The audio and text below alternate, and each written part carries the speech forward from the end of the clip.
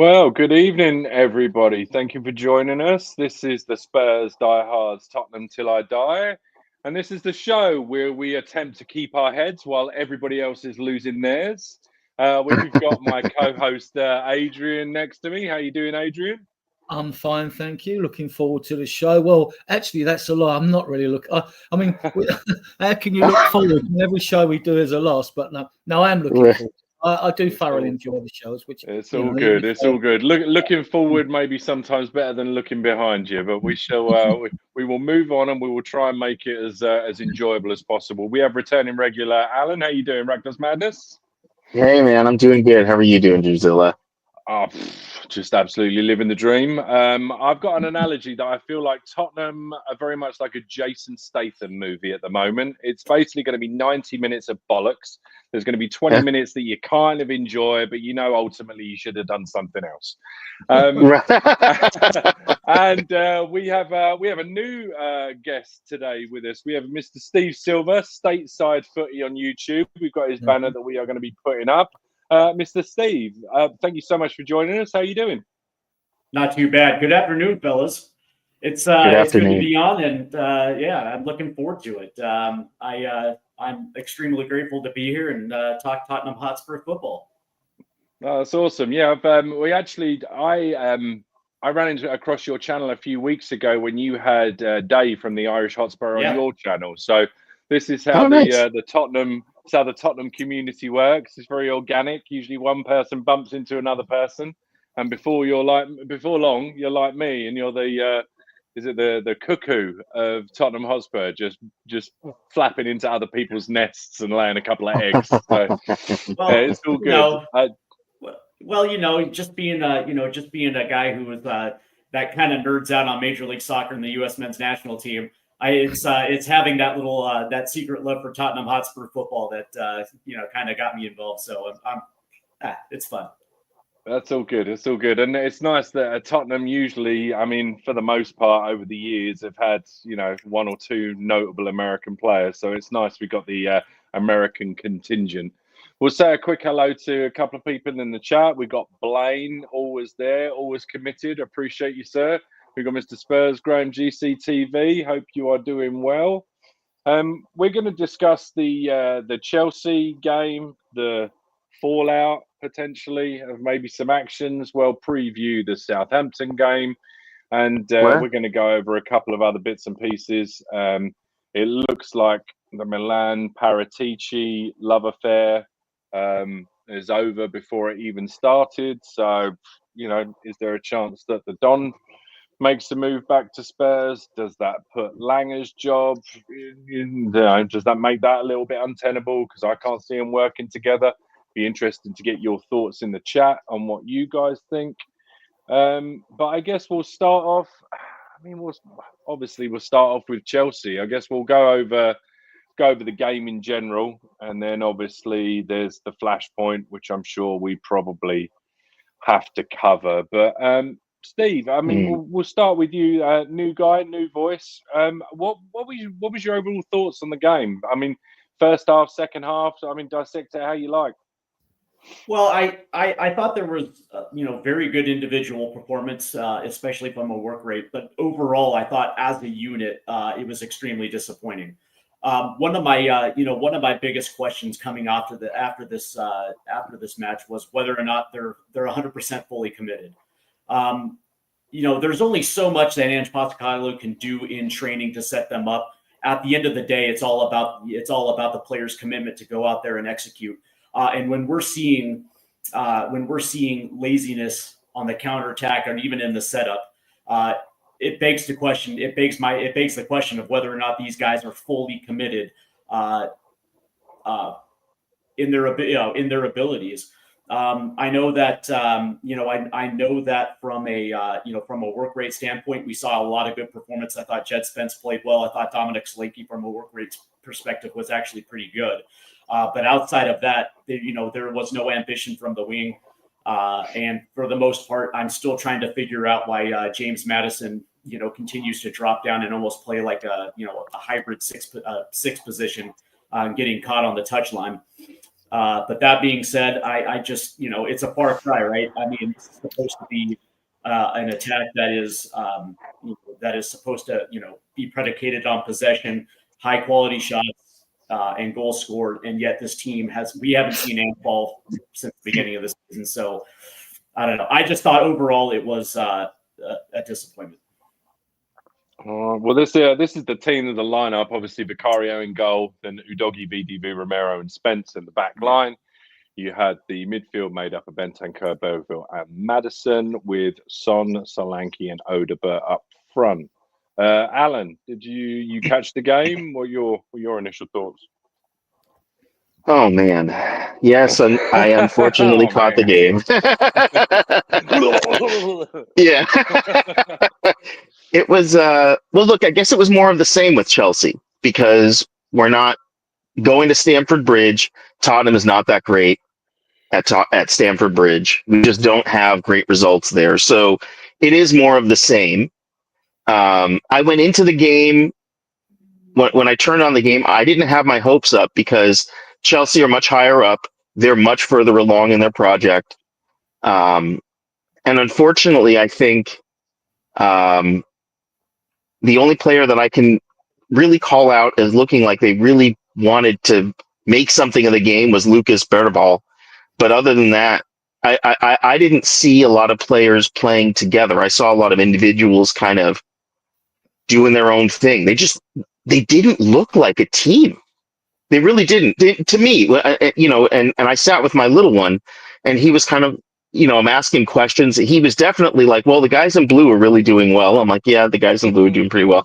And I said, what about the other guys? And he's like, well, they're not passing as well. And I'm like, yeah, they're not passing as well.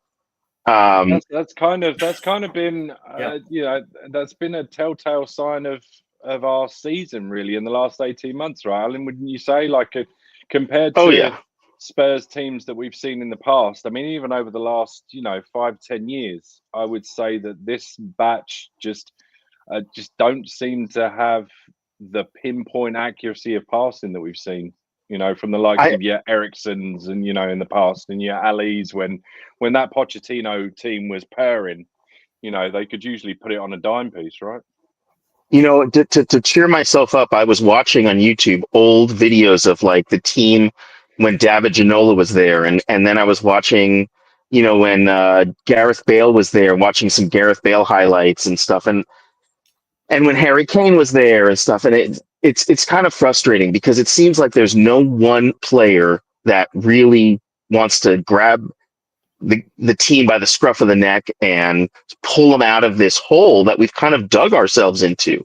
16 losses is a very bitter pill to swallow, regardless of how anybody feels about Ange Postecoglou or the team or Levy or anything. 16 losses just on paper is just unacceptable.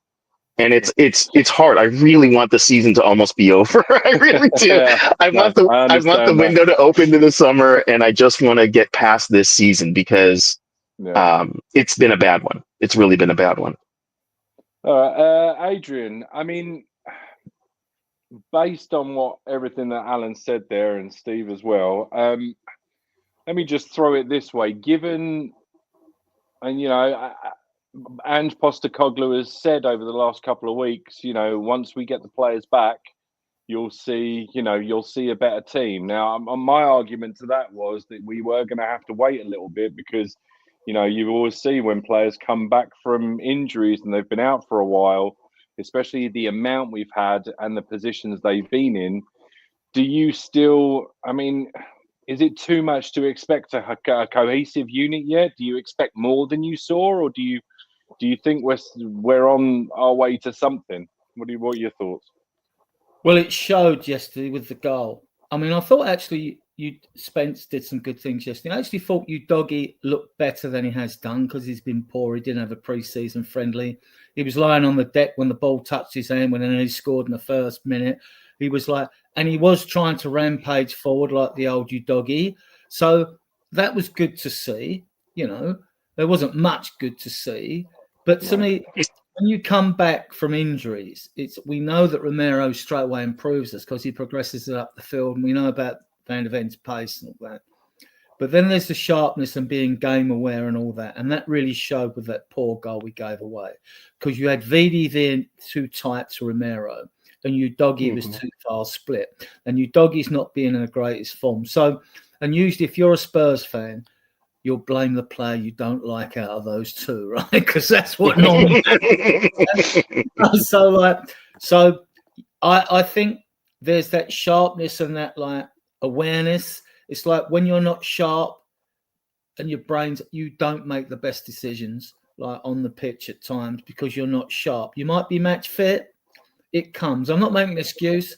It's a poor players. I mean, we've given away so many poor goals this season, and it's nothing to do with the high line because we haven't played a high line. The only change we've seen recently is players have come back, so others been rested, they're fresh.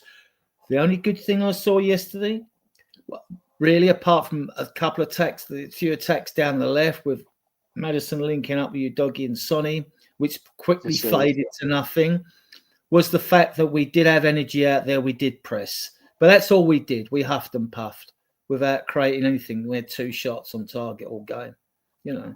Yeah. So back to you, Drew. Oh, well, so I guess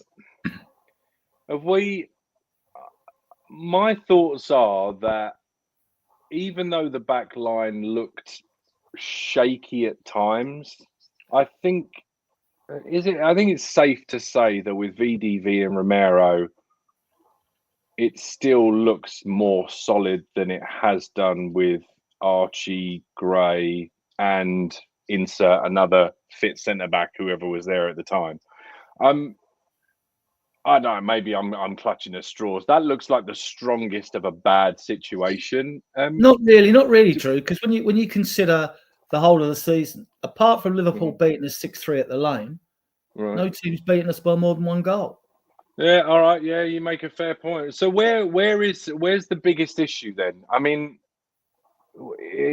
Steve, I'll start with you. You think? I mean, I feel like the attack has been disjointed all season. It has trouble holding up the ball, and I mean, there was a couple of examples last night of our midfield being somewhat non-existent with a couple of easy balls kind of played over the top. So, I mean, do we, other than the back line, are we sort of saying that the front 5 or 6 are basically just not? I mean, there's just no sort of cohesive unit there or units to speak of. Well, you know, in a lot of regards, I actually thought our build-up play was fine from the back to the midfield. But the one thing I will say is not having Dejan Kulusevski available has really hurt this attack. And again, it's noticeable. Yesterday, when the Spurs were trying to force the ball up the left-hand side, Chelsea did their best to press that. Not a lot of switch-up play to the right. And when you don't have that second creative midfielder to take pressure off of a dude like James Maddison, you saw exactly what ended up transpiring. I will say that, the interesting thing about this is, I just don't see any bravery, and I don't see, like, for me, it's like when you're trying to play it deep, one of the things that is required from our wingers is being able to go 1v1 and put something into the box. Our service was, that's one of the biggest issues with the fact that we only created 2 shots on target. We just don't have any service in. So, when you see it on the right-hand side and you're seeing, Wilson Odebear essentially get his pocket picked, and you see Sonny doing his best to try to get around. But that being said, that's again, it comes back to commitment. I didn't necessarily see it against Chelsea, and one of the biggest issues is just when you have your cam dropping down to make touches, you don't have anybody inverted running through the middle of the park, and you're not necessarily going to draw. You're not necessarily going to create chances. I mean, other than without any moving forward.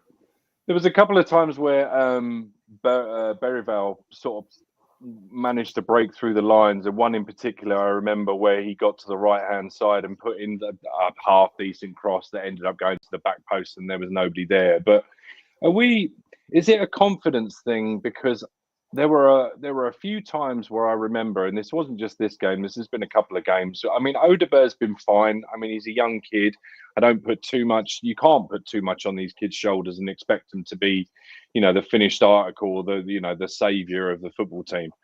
But are they kind of guilty of maybe lacking confidence, and Spence as well, in that when they get up to that right-hand side, even when there's an option to maybe try and put in a cross where, it might not be 100%, but you might get a deflection, which leads to a corner, which then leads to a chance.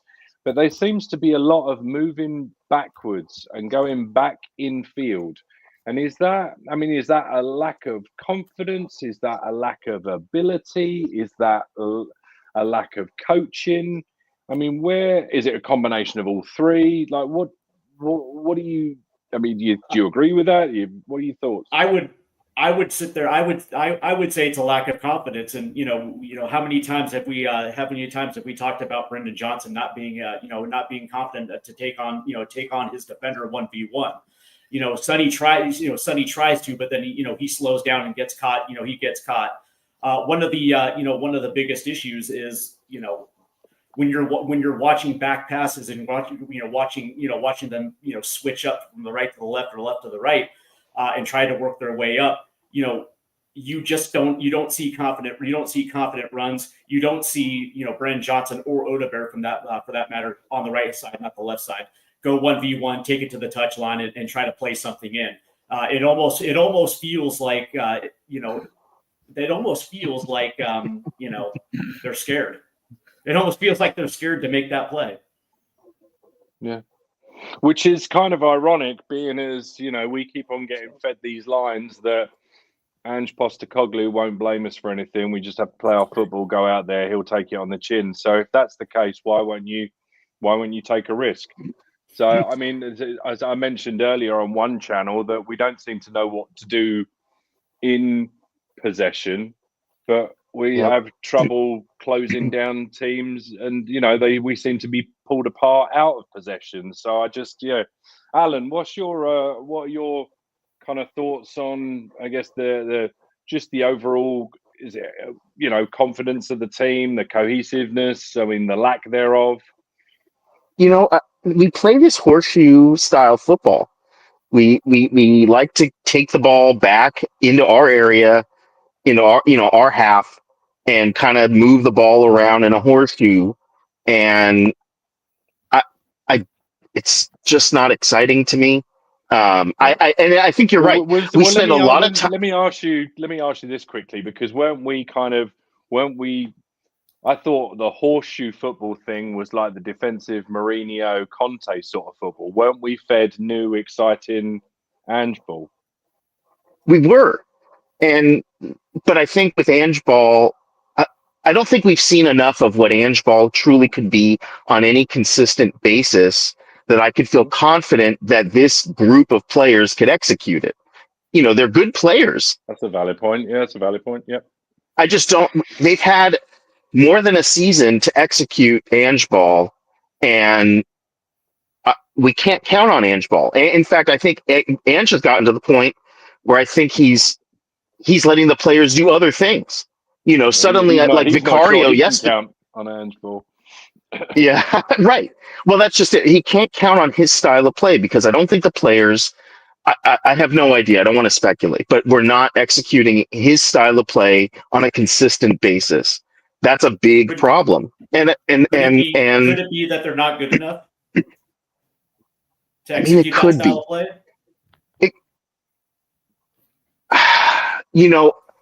I have a hard time believing that the Scottish Premier League, that Celtic, who arguably shouldn't be better players than our players, but they were able to execute Ange ball. To success.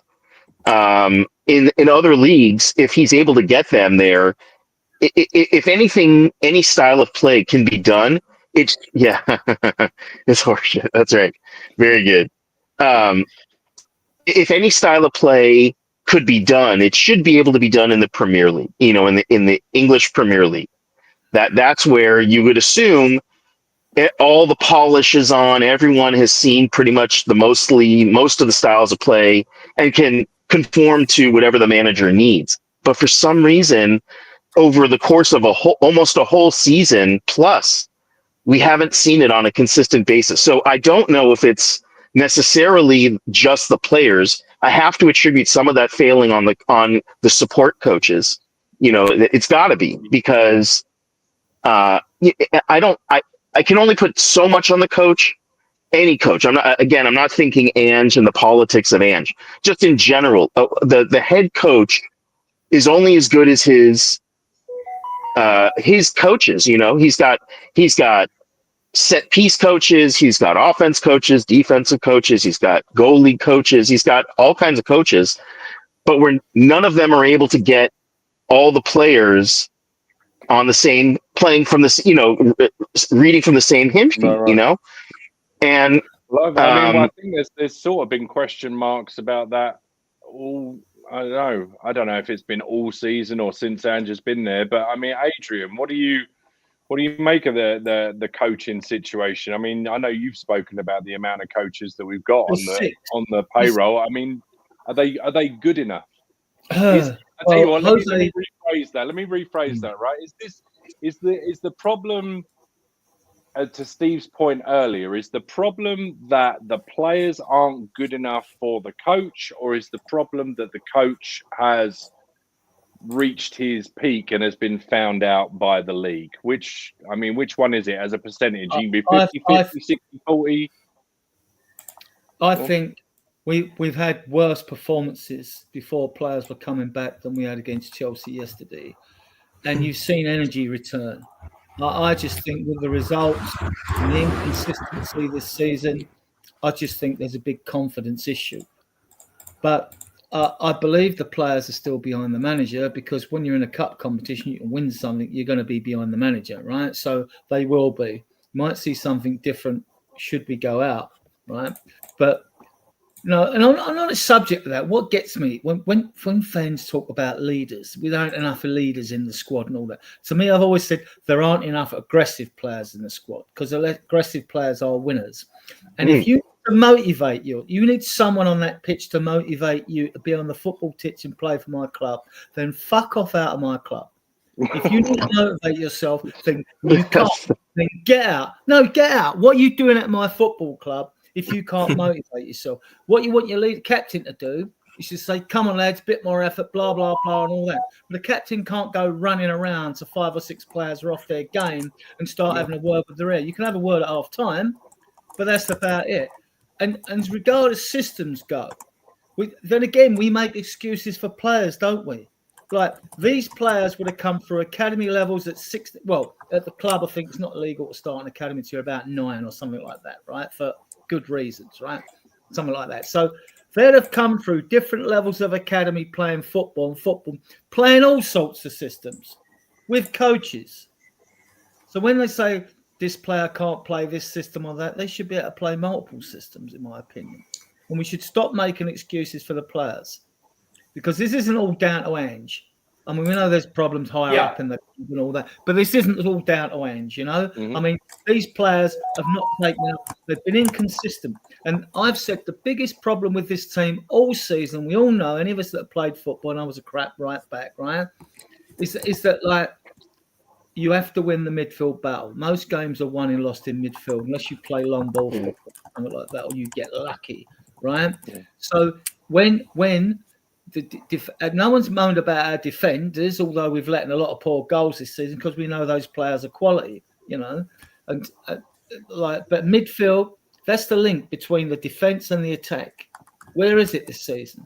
It's non-existent. Lack of inconsistency. And for it to be consistent, you need at least, we've got 6 midfielders, 7 if you include Gray and all that. You want at least 2 of them to be regulars. You need to have a blend that's there. I mean, we're constantly chopping and changing all the time. And that doesn't help when players are lacking a bit of confidence. So we need to fix this midfield before we worry about the attack. But I just don't see there being enough games for us to really turn things in around, that we see growth and think, yeah, we're going to really do something special next season, even though we might freak a trophy this season. So to me, it's the midfield's our biggest problem. It has been for ages, and lack of aggressive players in the squad. I mean, just for an example, aggressive players are winners by nature. You'll get two players, used to see it, in many games in the past, where you'll get two players wrestling with the ball because they're waiting for the linesman or referee to indicate which way the throw's going to go. They get stuck in the midfield. I'm not saying all passive players aren't aggressive in a quiet way, but we lack that. And Mourinho was right. He said there's not enough C's in this squad. No, he's right. And that is, I don't. And then fans were moaning when Romero was picking up yellow cards or and things like that. No, I don't mind. Well, now they're moaning because his head's not in it. Well, so or that he's Go on, Steve. I've said enough. Go on, Steve. I was just going to respond to what you were saying about the reason why Celtic was able to achieve what they did, and it was two reasons. And it's not necessarily that the players that went to Celtic were better than the players that are here now at Tottenham. It's just number one, they had a director of football that closely worked with Ange Postecoglou to make sure when they brought him in, they fit his system and his style of attack. And the second thing is a commitment to it. And that they had 100% buy-in at Celtic from those players. And that is something that, that is, and now granted, it was also a lot of luck, because I mean, it takes that to win a double. But that being said, I personally believe that I don't think there's a good relationship between Johan Lang and Ange Postecoglou, and it shows in some of the signings that have come through the door in the last 2 years. And I don't think there's 100% commitment with this group of players. And they don't. I would find it hard pressed. I would probably assume there are 5 to 6 guys that aren't 100% bought in to this style of play, and that's why I think there's a disconnect when we watch this team try to attack. We see laziness at some points, and we also don't see enough bravery moving forward. Well, interesting. Well, I just want to say a big thank you to the 50 people that are tuned in currently, and we'll introduce Map into the proceedings. How you doing, my friend? Oh, I'm doing really fine. What about you all? How's the weather in Nepal? How's the weather in Nepal? Doing well.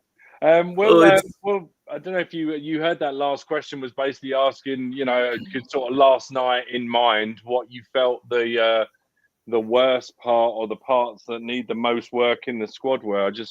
What are your thoughts on last night's showing?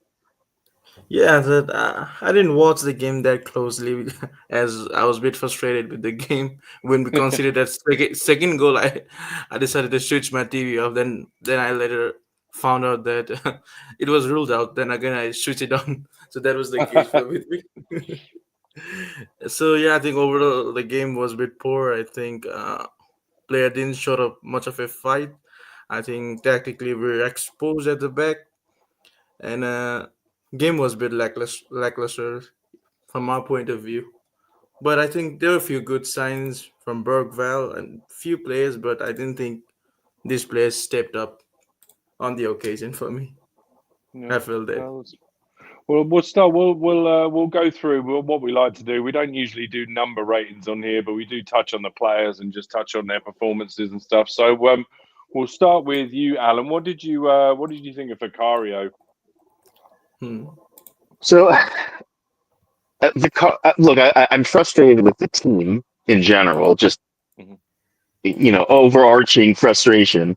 But Vicario is especially frustrating because the guy has it in him to make worldly saves like that one that he did yesterday, right off. Fair, right? Yeah, right.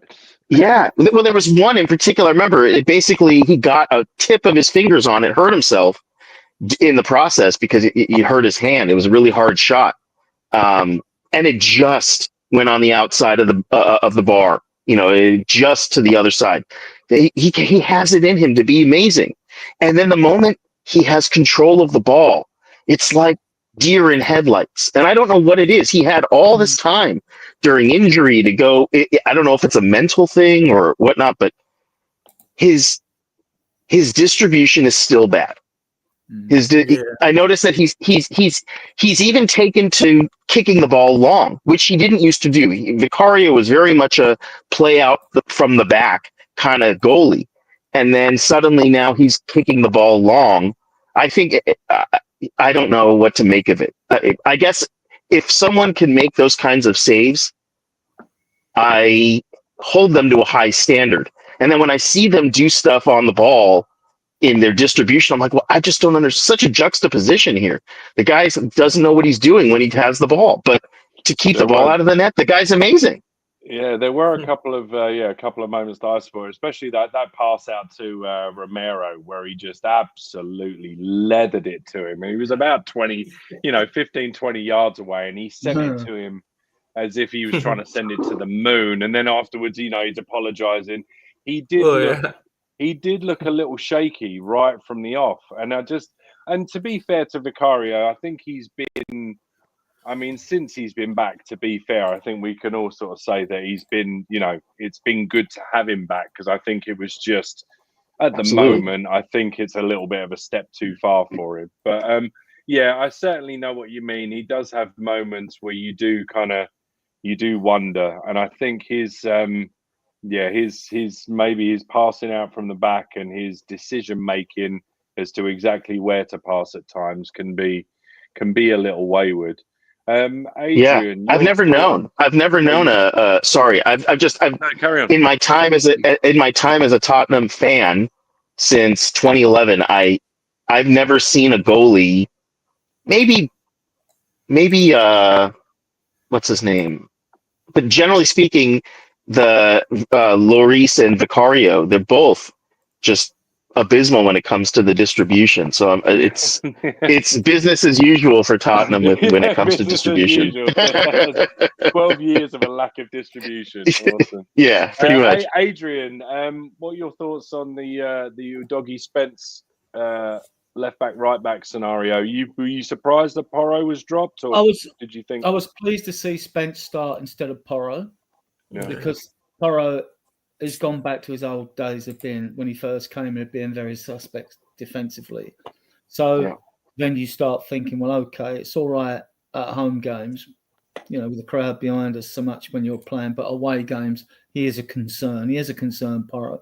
Technically superb player. Spence, he hasn't put a foot wrong since he's come back, really, has he? So he's looked very good. Glad he didn't go to Genoa for $8.5 million, because he looks like a £50 million player now. Udogie, signs of he's coming back and is powering forward like a tank, like he does like last season. But to be honest, he has been poor this season, right? And but there is definitely a quote. I really think he could go on and be one of the best left backs in the world. That's how highly I rate him. But he needs to get back and up his game. And like I said, he didn't have a proper pre-season. He came in, he was thrown in injured. And I don't think that does your confidence any good when you're not up to speed. But I saw signs in him yesterday, signs of the old Udogie. Not enough of it, but tracking back and running back. Yeah, again, we lose this goal to poor defending, but we don't really blame the defenders, do we? Yeah, we'll get onto the goal after we go through the players, but I think because I'll tell you what, we'll touch on it now, but we'll touch on it while we talk about VDV and Romero. Steve, I'll let you take these guys, because I'm wondering what your thoughts are. That now, this was their first game. I think their first game together starting since the Chelsea game last time when they both got injured. Correct. Correct. So, obviously, had it not been for the injuries, had it not been for the inconsistencies, we'd be much stronger with these two in the lineup. But what are your general thoughts on these two? I personally think VDV was responsible for the goal somewhat, but I'll let you see what you think of these guys. I thought their performance overall was I thought it was mediocre at best. A lot of this has to come to a sharpness, and I just think for working their way back up to a full 90, getting in a position where they're again comfortable. I think that's a process, and I don't think that they're back. And if you guys remember to last season when Van de Ven came back off his injury, there's an argument to be made that he didn't necessarily regain his sharpness for the rest of last season as well too. So I think I think that plays a part into it as well too. That plays a part in it as well. But that being said, man, your spatial awareness, your tactical awareness, especially when on that goal where Spurs are trying to clear it out of their own box, it gets held back up, and of course there's Cole Palmer, and of course he's going to absolutely crush you. And Van de Ven pulls off Enzo Fernandez and covers the near post as he leaves him completely wide open. And Udogi's playing off the wrong shoulder. So I mean, it's having that tactical awareness, it's having that spatial awareness that comes with being sharp and playing. And again, the biggest issue is the fact that they come back and then you have an international break where you're not playing for 2 weeks. And so whatever momentum you were starting to create for yourself prior to it, and then all of a sudden now you have to start over. And oh, by the way, your first match back off the international break is Chelsea away at Stamford Bridge. And it's like, well, it would have taken a perfect performance for them to not concede that goal. But that being said, it's Cole Palmer. So, if he's not involved in some sort of goal contribution, I would have been shocked.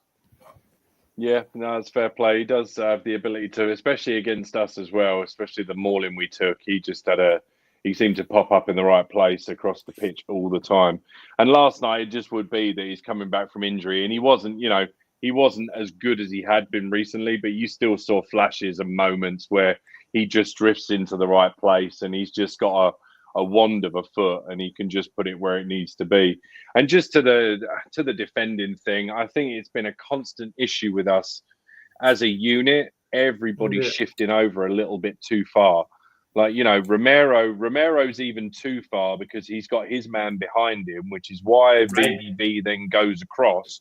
But then, he's obviously means that Udogi's then come across, and if the ball had gone any further, Neto was past Udogi. So if it had gone further, Neto was there to put it in the far post.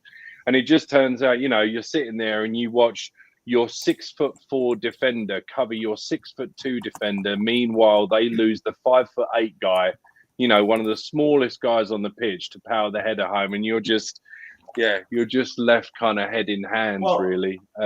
And also you also have to consider that these two are playing together for the first time since early December. Right. So there's also that readjustment period as well too, that you lose that when you come off the international break. But 100%, everything you just said was 100%. And there's a reason why they're called stay-at-home defenders. So Absolutely. Can I just interrupt, Daniel? Yeah.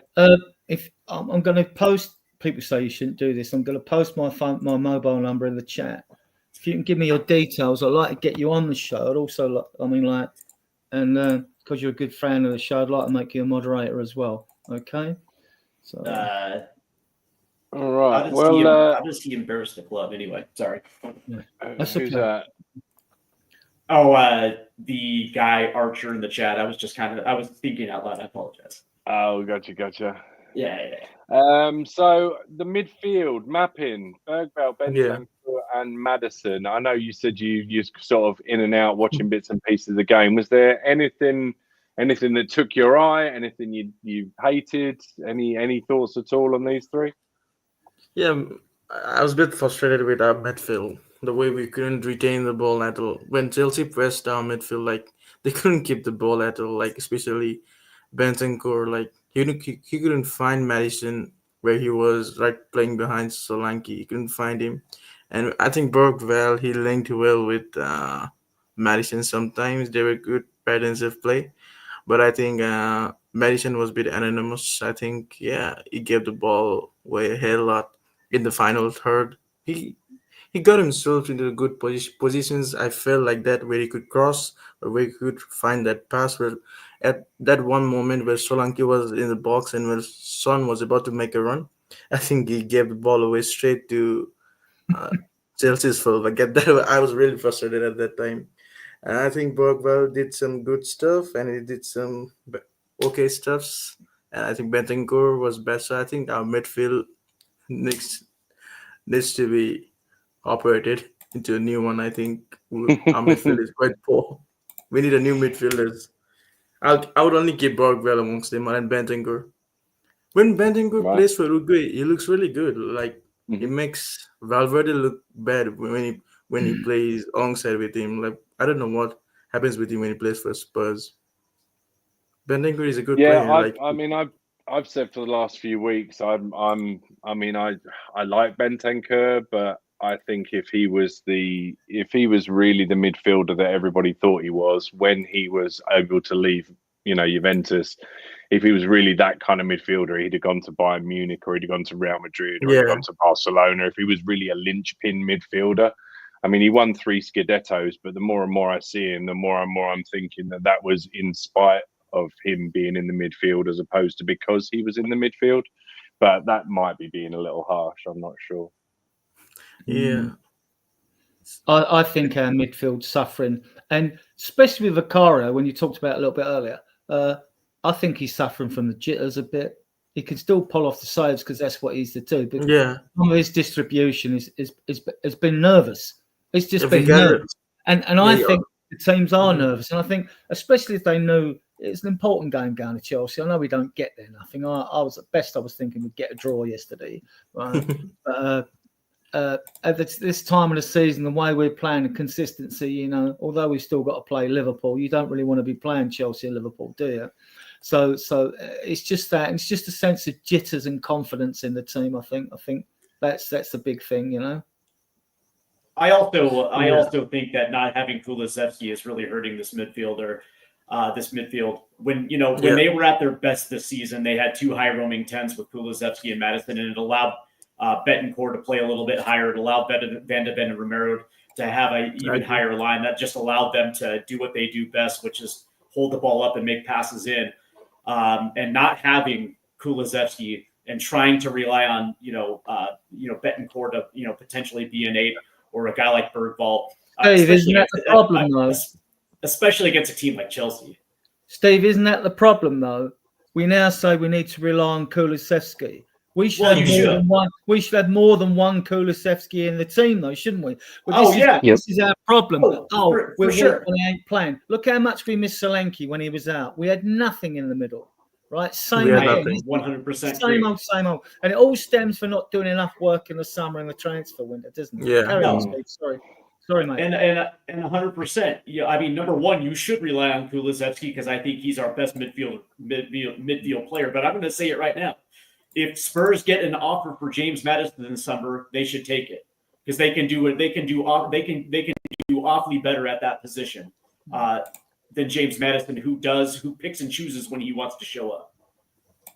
Yeah, that's if we were to keep, let's just say this train keeps going and Ange is still there, is there a need for, because Maddison's your traditional number 10, right? Really, is there a need for that position in this system? Yes, and that's not to I don't think that's not to say there isn't a need for James Maddison. I mean that's a question for you guys. I mean I don't know if I'd go so far as to sell him, but I completely understand why you would say that. I mean, Adrian, I just what are your thoughts on just quickly? What are your thoughts on Maddison? You can never have enough creativity in your side. And when he's not been in a side, we've missed him. When he's been in a side, he's either been brilliant. I mean, I'll get his stats up for you in a second. He's been brilliant, but then you have that consistency issue, but he's not alone. So you can't just beat him with a stick for consistency when it's, let's go back to his actual stats this season are good. There's lots of players got good stats because believe it or not, we're still the second highest goal scorers in the Premier League. You couldn't make it up, could you? You really couldn't. There was one point this season where there was one goal between us and I think it was Chelsea or Manchester City and about a 9 or 10 point difference. So you can't make it up. We've got 3 generic banners here that we keep updating when players do stuff. I mean, Son 11 goals, 11 assists, but he hasn't looked good on the eye test this season. Solanke 11 goals, 8 assists. For his first season in a new setup, he's done brilliantly. Really, I mean, he's another workhorse like Kulu, isn't it? Johnson, 14 goals and 3 assists, but to some fans, he's a tapping merchant. Look at Kulu, 10 goals and 10 assists. Maddison, 11 goals and 9 assists. You can't go against that. I've critiqued Maddison when he's not played well for us. So this is why you need another in there, like a Kulusevski, like Steve alluded to, or someone who's a bit more creative. Because when Kulu's in the side, like Steve alluded to, Kulu acts more as the battering ram, and then Maddison sits more central. And then he links well with Udogie and Son then, in my opinion. Right? So, and that takes, and that also stops. Kulu keeps 2 players occupied because he worries them. Right? So that helps. So then, well, if you've got 2 on Maddison, it remind me, it affects the rest of the team. I remember what Aaron Lennon said in a recent podcast. He said, when I was in the first team, he said, there was always 2 people marking on me. He said, but as soon as we got Gareth Bale, teams didn't know what to do. And that's what you've got to create. You've got to create that in your team where players will back off you because they're frightened of you, you know what I mean? Or they don't know what to do. So, yeah, I mean, look, Maddison's assist, you keep him, whether he's inconsistent or not, because there isn't another Maddison there. And all the players say is that him and Odegaard are probably the most skillful players in training. So, no, you've got to keep him as a squad player. I think Maddison's got a higher opinion of himself than us fans have got, Steve, isn't he? Well, let me ask you a question. Do you think Maddison will be content with being a squad player? Or do you think that he's going to cause problems? I think he'll cause problems. Yeah, exactly. Exactly. And also understand that Leicester City supporters were warning Spurs fans when that deal was made, that he had the exact same issues with Leicester City, not the consistency issue that was a part of the reason why they got relegated. Yeah, no, that's fair. Yeah, very fair point. All right, well, let's talk about frightening and not sure quite what to do. Our front line. Sorry. These were the 3. I made a comment because I was at work and I was having to listen to the game. I didn't actually get a chance to watch it until this morning when I, for some reason, decided to watch it back, even though I knew what the situation was. I mean, just a glutton for punishment. But I made a comment in the Irish Hotspur chat at half time that Sonny was doing his best Werner impression. Because I kind of base performances on how many times I hear names in commentary. And I hadn't heard Sonny's name. I mean, I was listening to the Peacock stream over here in America. So obviously it's always a little different. But I just wasn't hearing Sonny's name very often. But that being said, there were a couple of people that I seem to be a little bit anonymous. So, I think Solanke huffed and puffed. I think Odegaard was, not as good as he has been recently. I think maybe, he's showing all of his 19 plus years, I think it is. Alan, well, I mean, front line thoughts. What do you make of him? Odegaard is exciting to watch when he has the ball. You can see he wants to take his man on and he wants to dribble around. He's kind of exciting to watch for a young kid. I'm actually pretty excited about him. Dom Solanke, I'm almost convinced that he's a midfielder in disguise because he really is anonymous up front. He just is. And again, it's lack of service. It's maybe sometimes they're double marking him or something like that. But he's really good in the midfield. And as Adrian pointed out, we missed his work rate when he was injured severely in the midfield.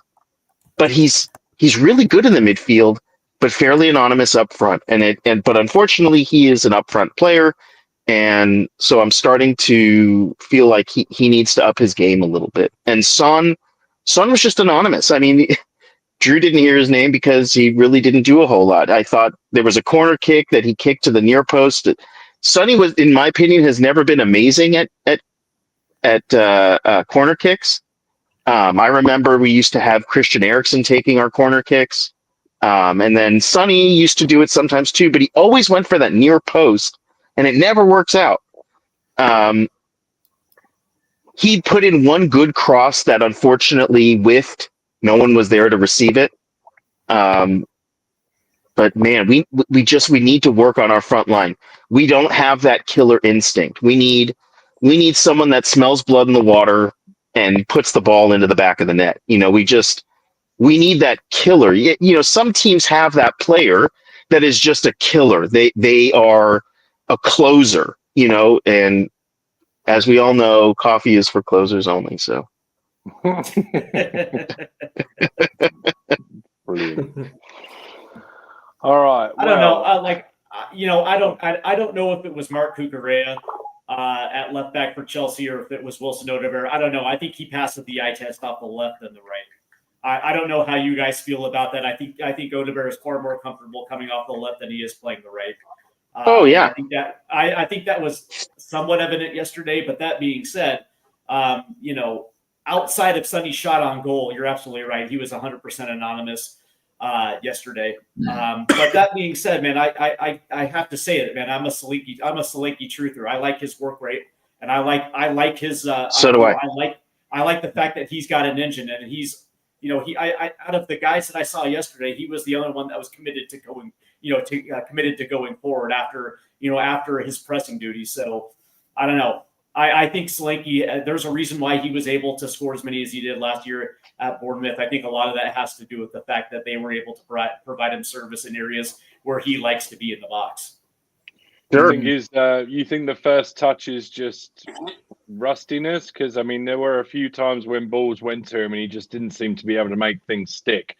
And that, to me, is a little bit of a concern. And that's been the last couple of games. I mean, again, is that just I'm coming back from injury and I'm rusty and I'm expecting too much too quickly? Or as a professional footballer, should you not take 3 or 4 games to get your touch back? You should. You really should. I know for me, Solanke, again, I feel like he's a midfielder in disguise. And maybe if he was played in the midfield. Is he Joe Linton? Is that what you're trying to tell me? He is like a Joe Linton. He's a bigger guy. Solanke's not a small guy. He's a big guy. He's very skillful on the ball. He's quick. He's willing to take on his man. He jumps for headers. He does. In the midfield, he is like everything we would want a midfielder to be. He's unfortunately playing up at the 9, but I would almost see him in the midfield. It sounds crazy, I'm sure, but I think Dom Solanke, for us at least, Bournemouth, when he was playing with Bournemouth, he was playing under a different manager and a different system with different players, and I think they did give him more service. And I think Dom. Well, I think a lot of that was because of the system he was playing in. Where he was, he was playing in that, he was playing in that system that actually had a true double pivot with link up play through, centrally, where he was able to make those runs centrally and get on the end of them. Mm-hmm. Yeah, fair play. All right. So with all that said, given that we don't usually fare well at Chelsea anyway, and most of us, regardless of how much we love Spurs and we want 3 points, we were kind of thinking to ourselves that probably. Usually this game, most times of every season, if we can get 3 points, then it's a bonus. So with that being said, was a 1-0 loss as bad as it appeared had it not been for ear cupping? Now, I didn't think I'd be using the phrase ear cupping. And I had to look it up earlier to make sure it wasn't anything obscene. For what it's worth, my 2 cents, I actually don't mind. Like, I'm sorry, but if you're gonna yell, you don't know what you're doing, and you're gonna do it. For banter, or you're gonna do it to try and poke a bear, then I feel like the bear has every right to poke back, and I don't think it's a big deal. The unfortunate thing, I think, for Postecoglou, to be honest with you, was that the goal was disallowed. I feel like if it hadn't been disallowed, I don't think it would be a thing. But I mean, to Audio Artisan's point down here, it's the performance rather than the result. That's very true. Yeah, for but sure. as far like, I just think I don't know, man. I just think it's all a little bit. I think it's a little bit of a flashpoint to distract from other things that are going on. I just think it's another reason for people that really don't like Ange to just point and say, well, there's another reason to get rid of this guy. I Yes. don't know. I don't know. It's low-hanging fruit. Is it? Do I feel like you should just kind of grow up a bit and just take it on the chin and just be done with it? Like, are we? You know, it's funny. It's funny because the ear cupping thing. Well, it's a bit of shithousery. I mean, and I don't mind a bit of shithousery. You know, American sports, you know, in the NFL, guys are shithousing all the time.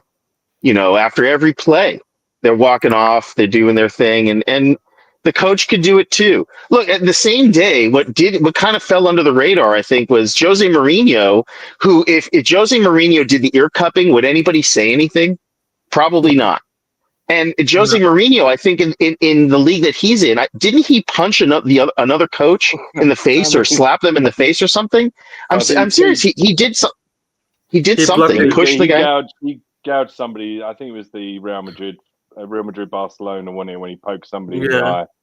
Yeah. But I mean, I guess, you know, that's kind of different context, right? This is, I guess, the reason that there's an issue with this is because this was, by all intents and purposes, a back and forth between away fans and the manager, which obviously you do not see every day of the week. So I can understand why it's news. And Blaine creates a rod for his own back. I get that. And I've said previously, there are some instances where I get frustrated with Ange because I do find him to be a bit prickly.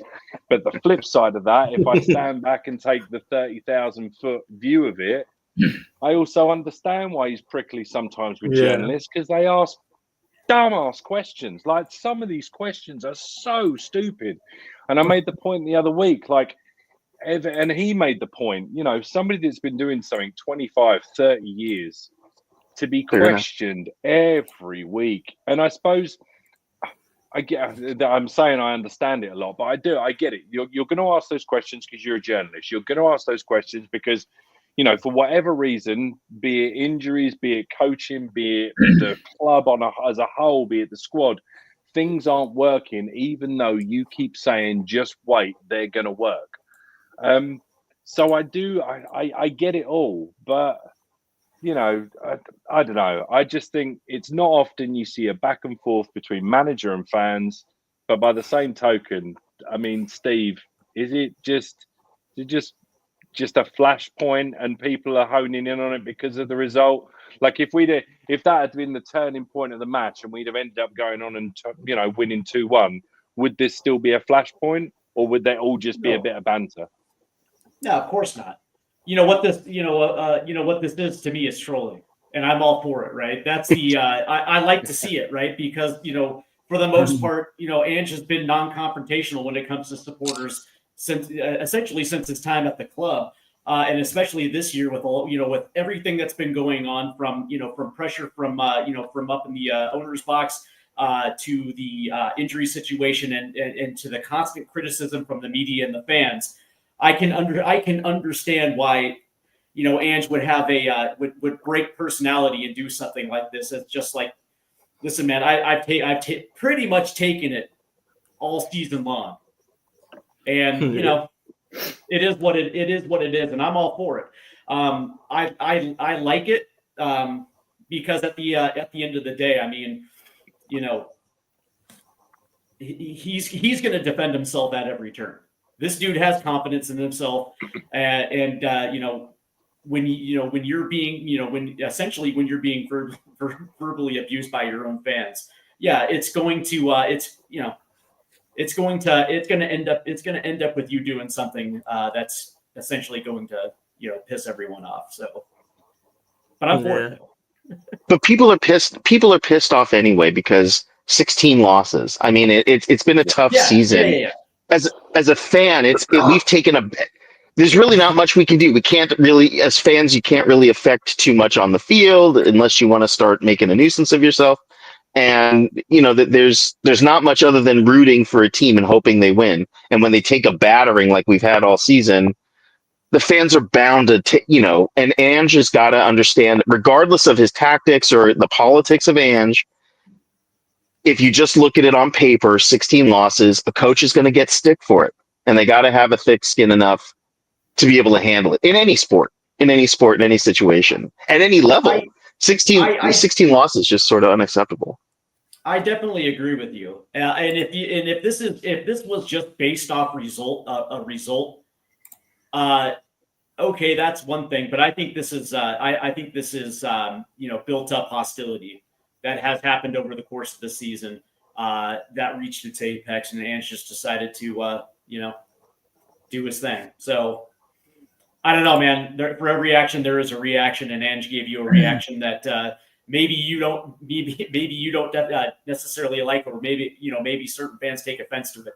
But that being said, man, from Ange's side of the field, I can completely understand why he did it, and I don't know, man. I kind of like it. So, all right. So would he have been better off? I mean, given that obviously he did it, and what's done is done, would he have been better off in the press conference rather than trying to kid us and kid himself into trying to make us think that he was just trying to hear the fans celebrate? Would he have not been better off turning around and saying, do you know what? I heard them say they didn't know what I was doing. I made a substitution. The substitute then scored a goal that I thought was a valid goal. So do you know what? I just kind of thought I'd give it a little bit back. And you know what? The goal got chalked off and I looked like a mug. Would he not have been better off just taking it on the chin like that rather than coming out? Because I think the problem is that there's a portion of fans that have jumped on the fact that he did it. And then there's another level to it where another portion of really harsh fans have gone, no, actually, you've then made me, or you've then thought that I'm an idiot. Right. By you making an excuse thinking that you were just trying to hear us celebrate. Like, you were clearly goading us, but you're now trying to walk that back. And I think there is the problem for like the hardcore fans that have gone, do you know what?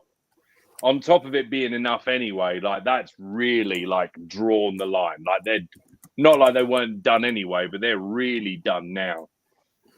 But what if that was legit, though? What if his reasoning was actually legit? I think we all know that Ange Postecoglou takes pride in being the Tottenham head coach.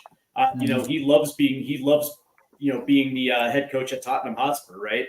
And so from that standpoint, why would you think that he would lie in that situation to cover his own ass? What if it was actually legit? All right, no, that's a.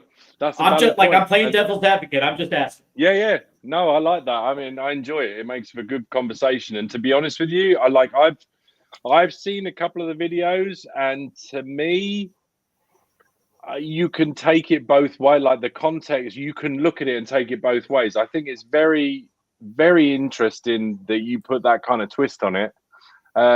Because I guess depending on which side of the fence you sit will kind of depend on which way you kind of view it. So yeah, very interesting. We'll say hello to Jose. How are you, sir? Enjoy your football? I'm fucking knackered. I bet. I'm absolutely knackered. I haven't even checked. Let me check. I'll check now that you're asking the question. I hadn't checked. Did you win? We lost by 1 goal. Oh, right. So I did. That's another one. Another one as Ange has managed to lose by 1 goal, isn't it? Right. Bearing in mind, I'm 56 years old. Our audio artisan in the chat nailed it right there. I played for 2 hours and 28 minutes. It would have been worse admitting to antagonising your own fans, not coming back from that. Yeah, no, I guess that's fair enough. So I played 2.5 hours. I played tonight. nice. So not 90 minutes, but 2.5 hours of football. That's awesome. No, it's not. Well. I'm dead. No, it's not. No, it's not. Oh yeah. Good evening, Well, gentlemen. I guess How are you? I mean, unless Jose, unless you've got anything you particularly like to add about the up-in scenario, I mean, is there anything you'd like to say on the matter? Any angle you'd like to give us? What, on the Ange thing? Ange Yeah. can't do right. Ange can't do right from doing wrong. Listen, he does one thing, and people all go one way with it, one way, or you've got the fans that go the other way with it. You know, no one's. You don't see people down the middle. Everyone's got an opinion. Everyone's got a view, but not just on yesterday, but on absolutely everything. And you know, at the end of the day, he's been backed into a corner and he's getting beaten up by everybody. They ask him the Are we same. just in a scenario now where one thing's compounding the other, Yes. compounding the other, and Yeah. it's kind of is he dead man walking? What do you think? Yeah, the vultures are circling, I think. Do you know what?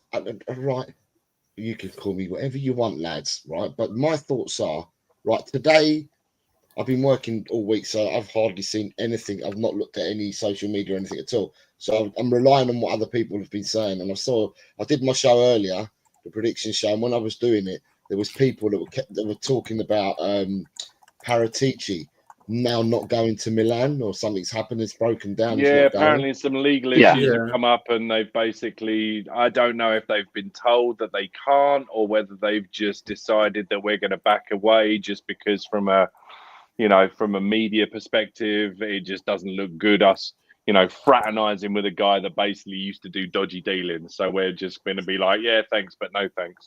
So I don't know if anyone's, but yeah, if that's the case, look like he's going. Okay, if that's the case that he's not going to Milan, I would be dropping as much as I possibly could to bring him back to Tottenham Hotspur, if that's an option. However, if Paratici comes back to Tottenham Hotspur, Ange Postecoglou's gone, because he doesn't favour Ange Postecoglou. He favours his own people and bringing his own people in, like a Doff and a manager should do. They should happen to be synchronised in what they're doing. And there's no synchronization between Paratici and Ange. So if Tottenham do go back in for him, then Ange he's a goner for me. However, the other side of me, and you can call me cynical, but the other side of me is they released the accounts this week, didn't they? And you also get Mr. Levy gave out he gave out, he did a piece, didn't he? He did a 68 worded message to the fans and that. Yeah. And to me, if from what I read with the figures and all that, we ain't spending diddly squat again. And if we're not spending diddly squat, then why would he want to sack Ange? You'd have to pay him off for a year and then bring a whole new team in. And he looks, I'm just saying, Adrian, all he looks like is penny pinching, right? He's penny pinching. So to me, I just think to myself, the cynical side of me says, why would he want to sack him? If he's not going to bring Paratici back, why would he want to sack Ange? Is what I'm saying. Well, we could have 2 points here, right? One, if you sell Richie, Romero, Basuma, Solomon, Gill hasn't been sold yet. You're looking at bringing in at least 80-odd million quid to whatever's in the transfer kitty. So I don't expect us to spend the regular 120-odd we spent. We've actually spent since that stadium's open, because I did this the other day, and I put the link into Transfer Market because I don't like to post facts without verifying the source. And we spent $1.027 billion on players since the stadium opened in 2019.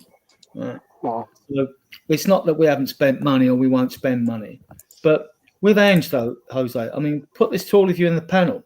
If you're Ange and you win the Europa League, don't you resign and walk away? You're not going to top it. Don't you just resign and walk away? All right, you might be kissing by 10 million. That's the only because he's got 2 years on his contract. But if I was Ange, won the Europa League, I think sod this leave. Yeah, I'm off. It would be very Tottenham to. It would be super Tottenham to let him go if we made it all the way to the final and then cut him before the final. Well, I don't actually think that he's guaranteed to keep his job even if he wins the Europa League. I mean, what? I mean, yeah, I don't think he is. See, and a lot of fans think that way as well. I mean, like, he's not going as much as a lot of the real ardent leave you out and Ange out fans, or those that are ardent out on both of those scenarios. I mean, it's not happening before the season ends. No matter what happens, even if we lost to Southampton, it's not happening. Not while we're in the Europa League. And who do you bring in? And the list of candidates is pretty poor anyway. It is poor. I'd Yeah, rather but- go and get an unknown. I'll put a comment. Someone like Xavi, who knows football because he played something like 767 games for Barcelona, I'd go for him because he brought them out of Barcelona. But all the others, even Areola and all that, Frank, Terzin, you know, I put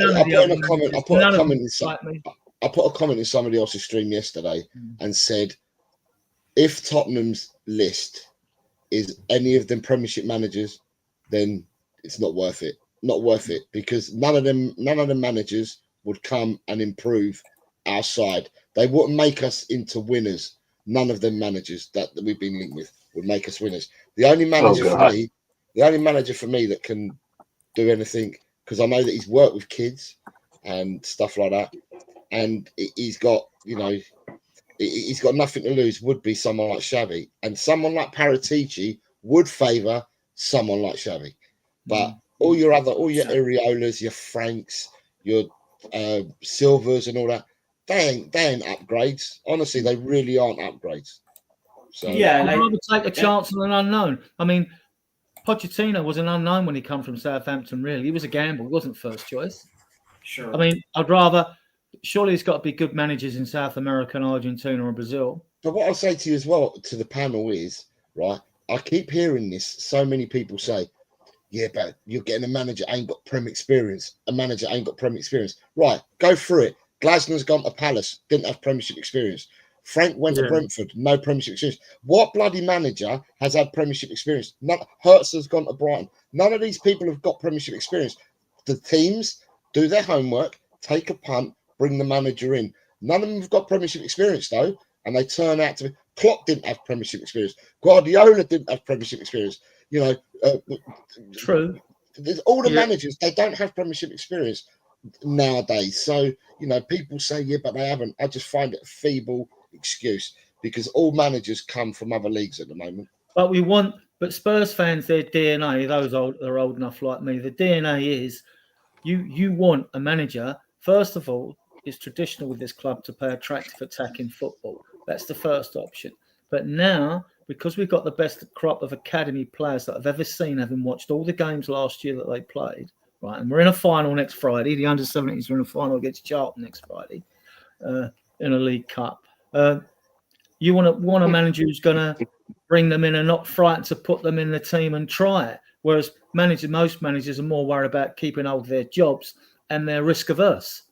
They're risk averse. That's why I like Poch, because he's say players in the final third, take a risk in the final third. You know, but all of this is contingent on Johan Lange's job status come the summer, right? Because as of right now, like, the reason why they're not going to make a decision on Ange Postecoglou right now, because who are you going to bring in? Are you going to hand the reins over to Ryan Mason, or are you going to find some retread for a short term, spell before you move into your next manager? They're not. Andoni Iraola isn't going to come in right now. Not with the way Bournemouth playing. Neither is Marco Silva. The guy that Johan Lange really wants is Thomas Frank, because he's a Danish brother from another mother. But that being said, if the reins hand over to a guy like Paratici, I would happen to agree with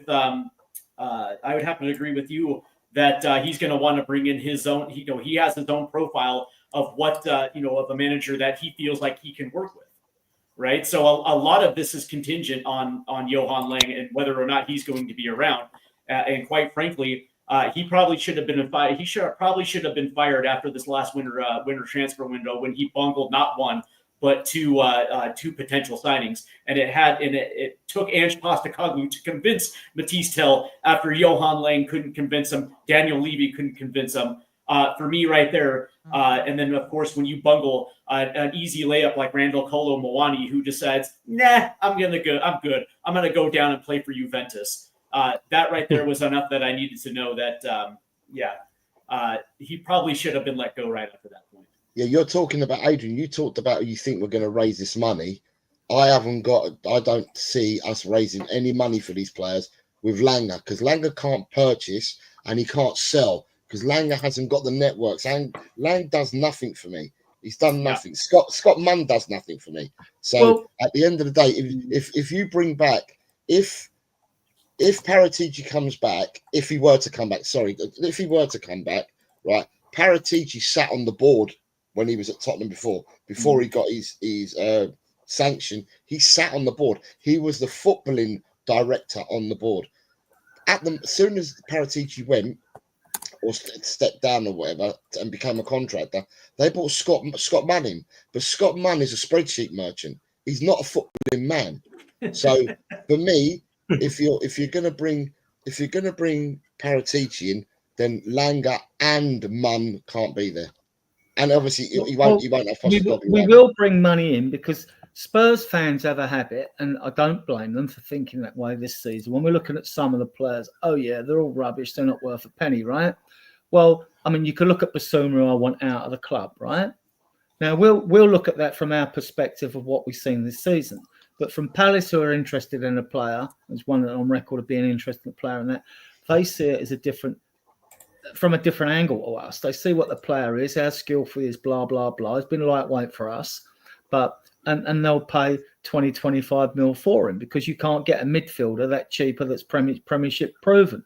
When you look at someone like Richarlison, I mean, I want him out the club as well, right? But how many number 9s are there out there? Chelsea haven't got one. Arsenal haven't got one. Calvert-Lewin's not signing a new contract at Everton where he's been linked. So because there's a shortage and there's a demand for number 9s and there's a shortage, Spurs will get bucks for Richarlison. Mark my words.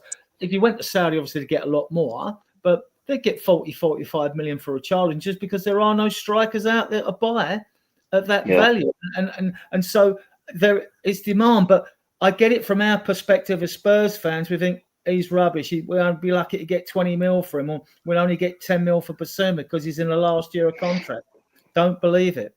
Don't you believe it? Because, I mean, and if Romero goes, we will get 65-70 million for him minimum. So we may not have the 120 mil if Levy's going on because revenues have dropped.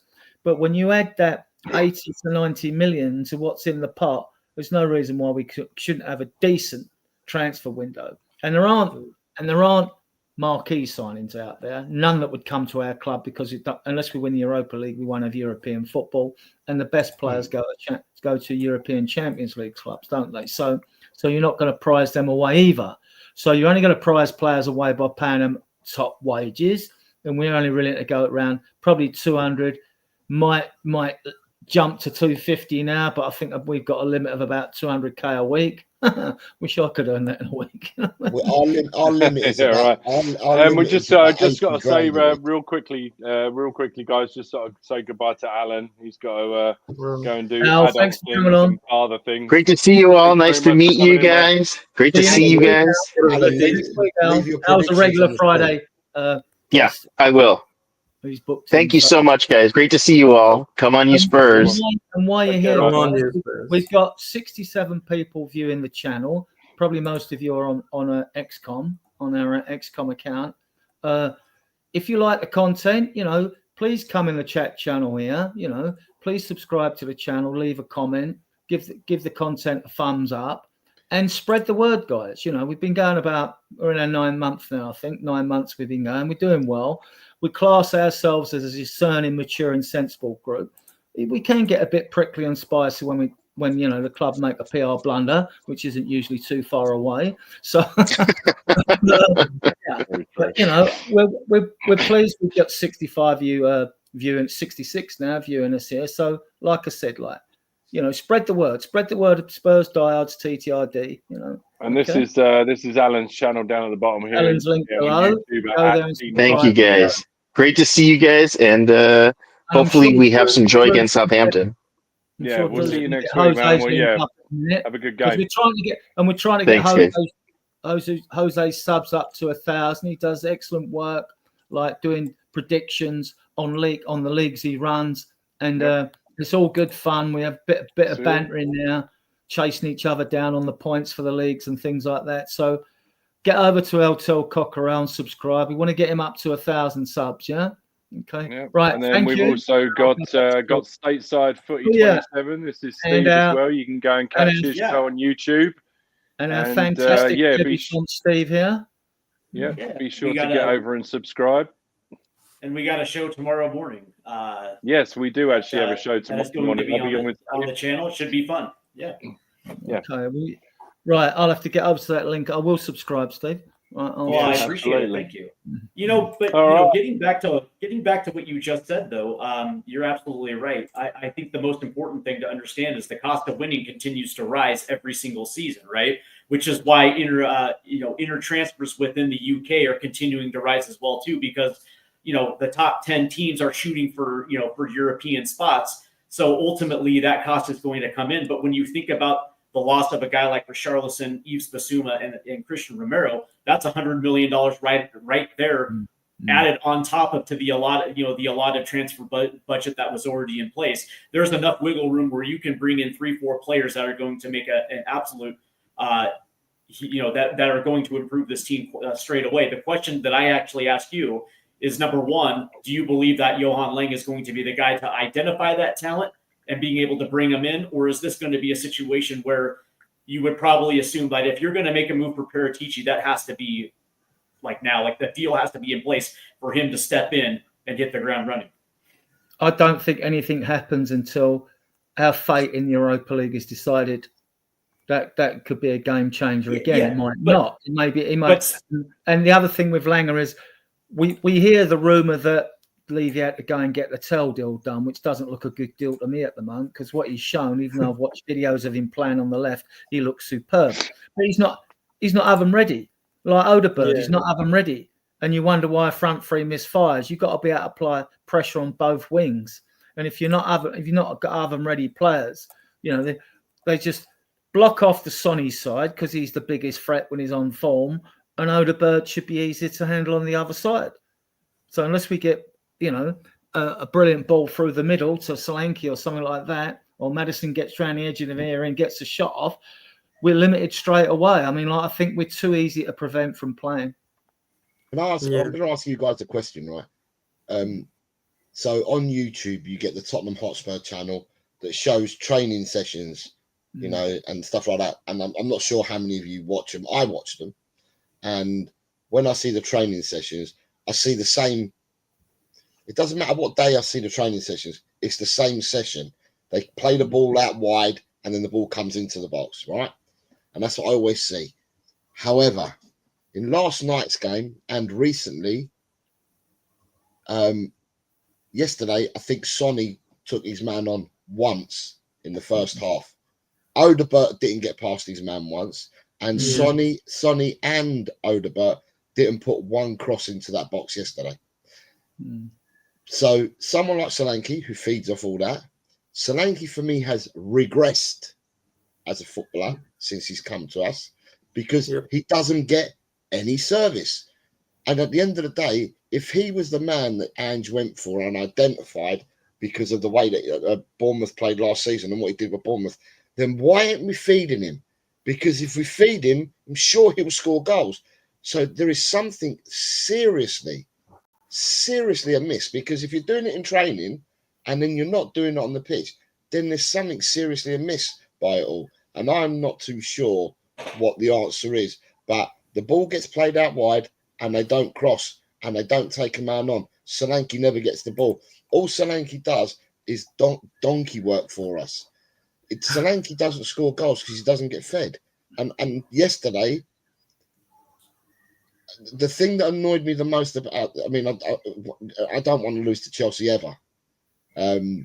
But I've taken a right beating over the years about Chelsea, and I just don't want to lose to Chelsea. But what annoyed me more than anything yesterday was the fact that these two players did not cross the ball and did not feed our striker.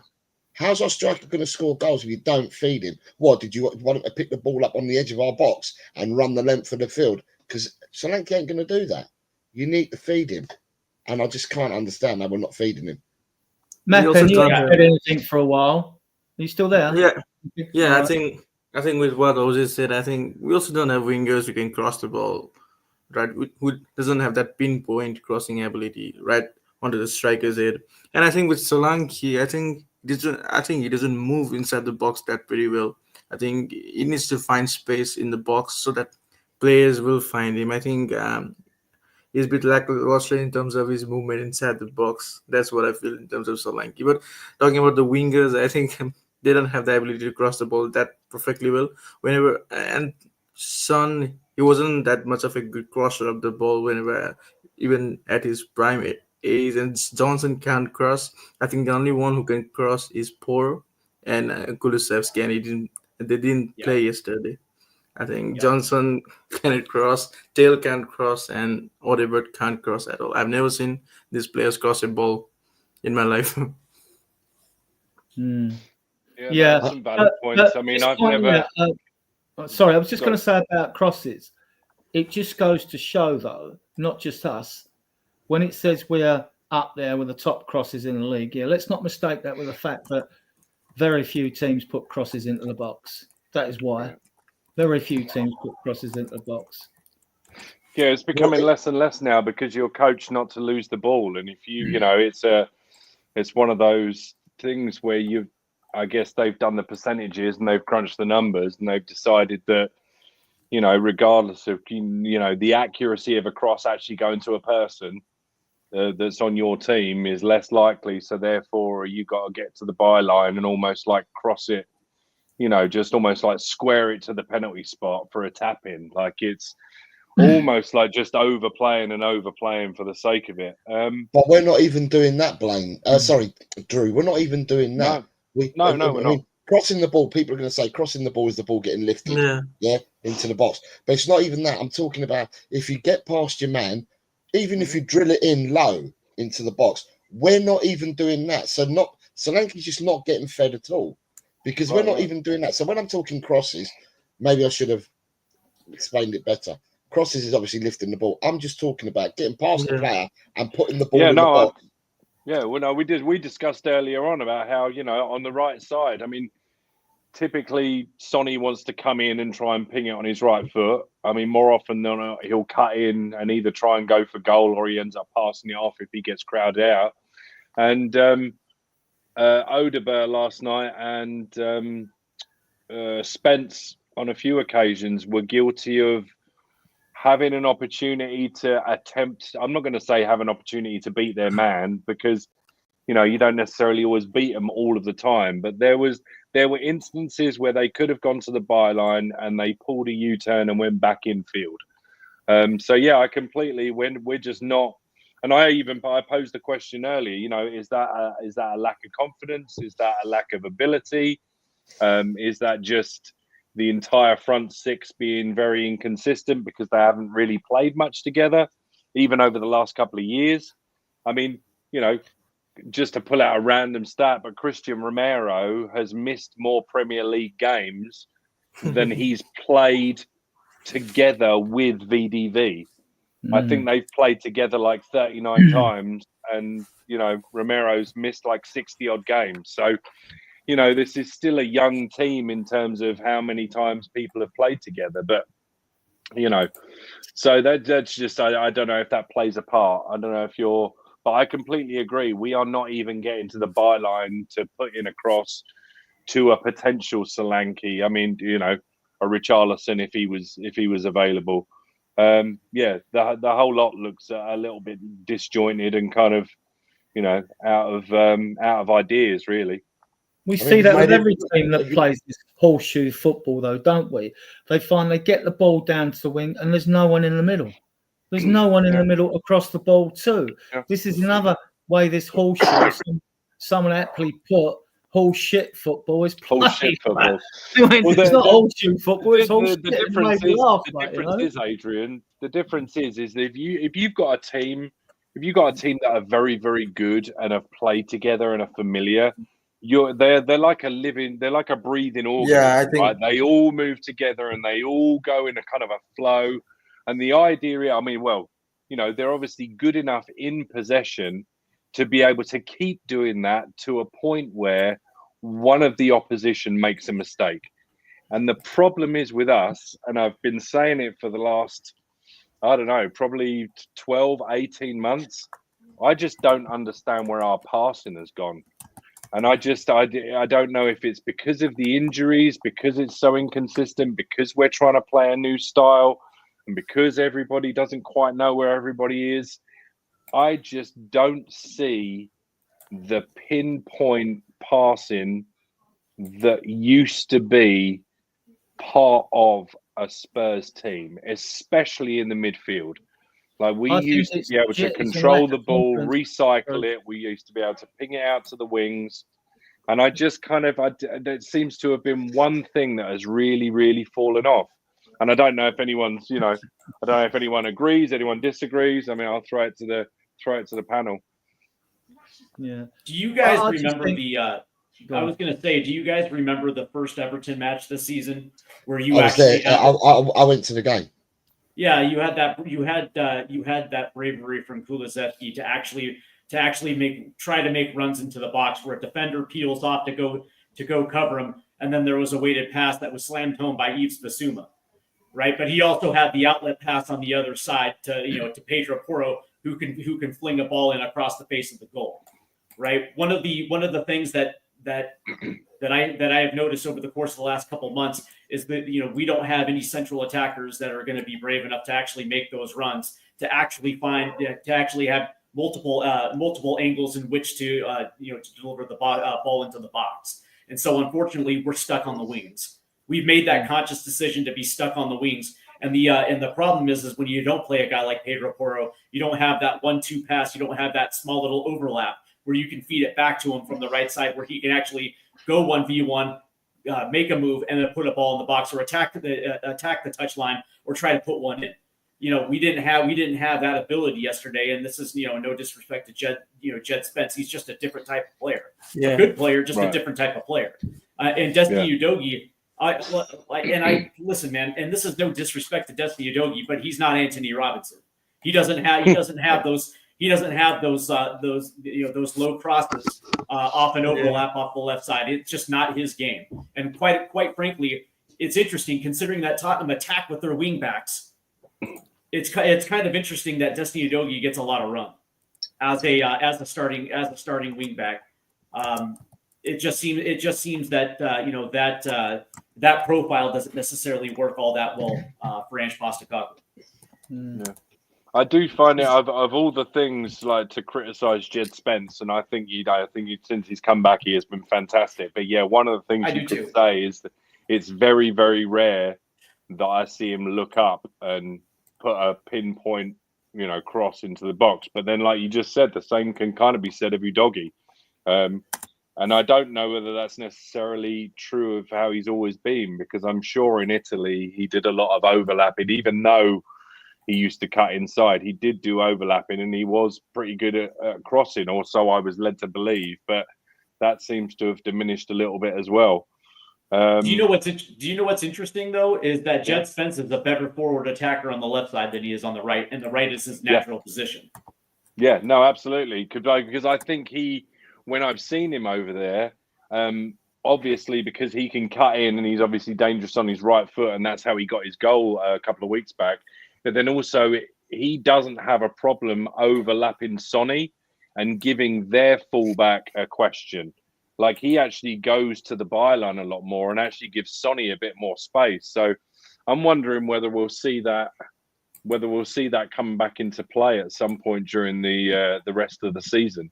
But we'll tell you what, that's a pretty good segue. Actually, we'll move on to the preview of Southampton, and we'll start looking at maybe the predictive lineup, considering we've obviously got Frankfurt at home on the Thursday. So, I'm pretty sure we're obviously, Vicario is going to be in goal. I think that's just a one and done. So that's wrong from me. He's not in the squad. No, fine. Say that again, Adrian. I said Kingsky's not in the squad. Yeah, Kinski. Okay. This is the squad for the Euros, but this is against Southampton, right? So that's my banner. I screwed them up. No, it's all good. For Southampton, obviously Vicario is going to be in goal, and then I guess of the three, Tel, what do you think? What do you think we're going to do with the fullbacks, Southampton? Firstly, I'm going to say I was on a channel yesterday leaving comments, and for me, we've got 5 players that have just come back into the lineup who've been out injured for a while, right? Mm-hmm. And if anything, for me, these boys need minutes to get up to full match fitness. And some of the players that have come back from injury, we're going to need them from now to the end of the season. And we need them to be as fit as possible for the Europa games as well. So for me, if I'm Ange, you stick with your twist, don't you? But if I'm Ange, I'm not making many changes. Honestly, I won't make many changes at all. Yeah, in the fullback position, you can make a change. Me personally, I would go for playing Southampton. I'd probably go Porro right back, Spence left back, a Doggy to the bench. Yep. Spence looked good on the left as well. Yeah, Spence does Porro right, Spence left, and drop. Put a Doggy on the bench for Sunday. Yeah, I would have Spence at left back and Porro on the right, but I also think that Van de Ven and Spence actually work well together on that left side as a left-sided defensive unit. I would actually go Udogie and Porro because I think Udogie needs he needs more game time under his bench. But what's the priority, right? For Ange Postecoglou, it's not only winning Europe, but also finishing the league strong as well, too. If he has any shot, you want to put your best 11 out there, regardless if you're playing on Thursday. Well, I mean, you can always bring Spence on. I mean, he's got the option with a sub. So, like, I would keep Spence for Thursday. And I would go, and he might get minutes, second half, 20 minutes, half hour. But I would go Udogie and Porro because Porro came on a sub. And I think Udogie needs as much game time in his legs as possible. But it's subjective, isn't it? So can I ask you a question real quick? Who do you think is best for the team right now at left back, Spence or Udogie? Spence, I think. I think Spence. Yeah, I would say Spence. But I do agree that Udogie needs the minutes, so it's a difficult conundrum, right? But yes, for the benefit if that's your priority, though. Spence. Yeah, I think I would start the strongest. I would start Spence in the hope of maybe then moving him over. If you need to play both for 90 minutes, then you play both for 90 minutes. Or if you can drop Spence over to the right after 70 and give Udogie another 20, or somehow split the difference that way. But yeah, I guess I probably am inclined to agree. I've said for the last few weeks that I want to be as high up the league as possible, and I want to win the Euros. I don't want to sack off the league. I mean, even at the very least, for the £3 million that you get for each place that as high as you get. So, if there's a chance, if there's 12 million on the table, I'd like to take another 12 million, please. So yeah, I guess I'm kind of in agreement. I'd want the strongest. But Adrian, do you have a counter to that? Would you still play Udogie? Yeah, I mean, a little thing in the back of my mind is whether the team we see at Chelsea is the one that's going to play Thursday as well, knowing that he can rest players against Southampton Sunday. I mean, you don't know. Angie's full of surprises. I mean, one thing he said, and he did this before, even when Romero and VDV came back against that Chelsea match at home, right, and no one expected them to be on the pitch. He said with Danso and Kulusevski, he said, they're a week or two away. Now, Danso, so it wouldn't even surprise me if we were to see Decky on Thursday. I don't think we'll see him Sunday. I'm going to the game, but I don't think we'll see him Sunday. But on the fullbacks, yeah, I would go Udogie and Porro. I think we see signs against Chelsea of the team we'd like to play. It didn't perform well, but we'll be at home for that game against Frankfurt, so it's different. Fair enough. Mappin, your thoughts? Do you have anything other than that? Yeah, I think it's good to go with Spence and Porro. I think they're the one who will be starting in the Europa League. I think it's good to give minutes and keep them fit and sharp. So I think Ange will go with Spence and Porro, I think. Okay, cool. Alrighty. Well, I'll tell you what, I've added a couple of names then because Danzo questionable. We don't know if he's available.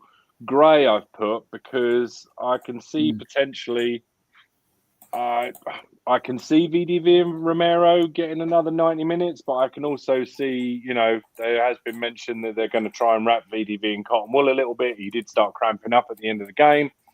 Davies is, a deputy. It's Southampton, lads.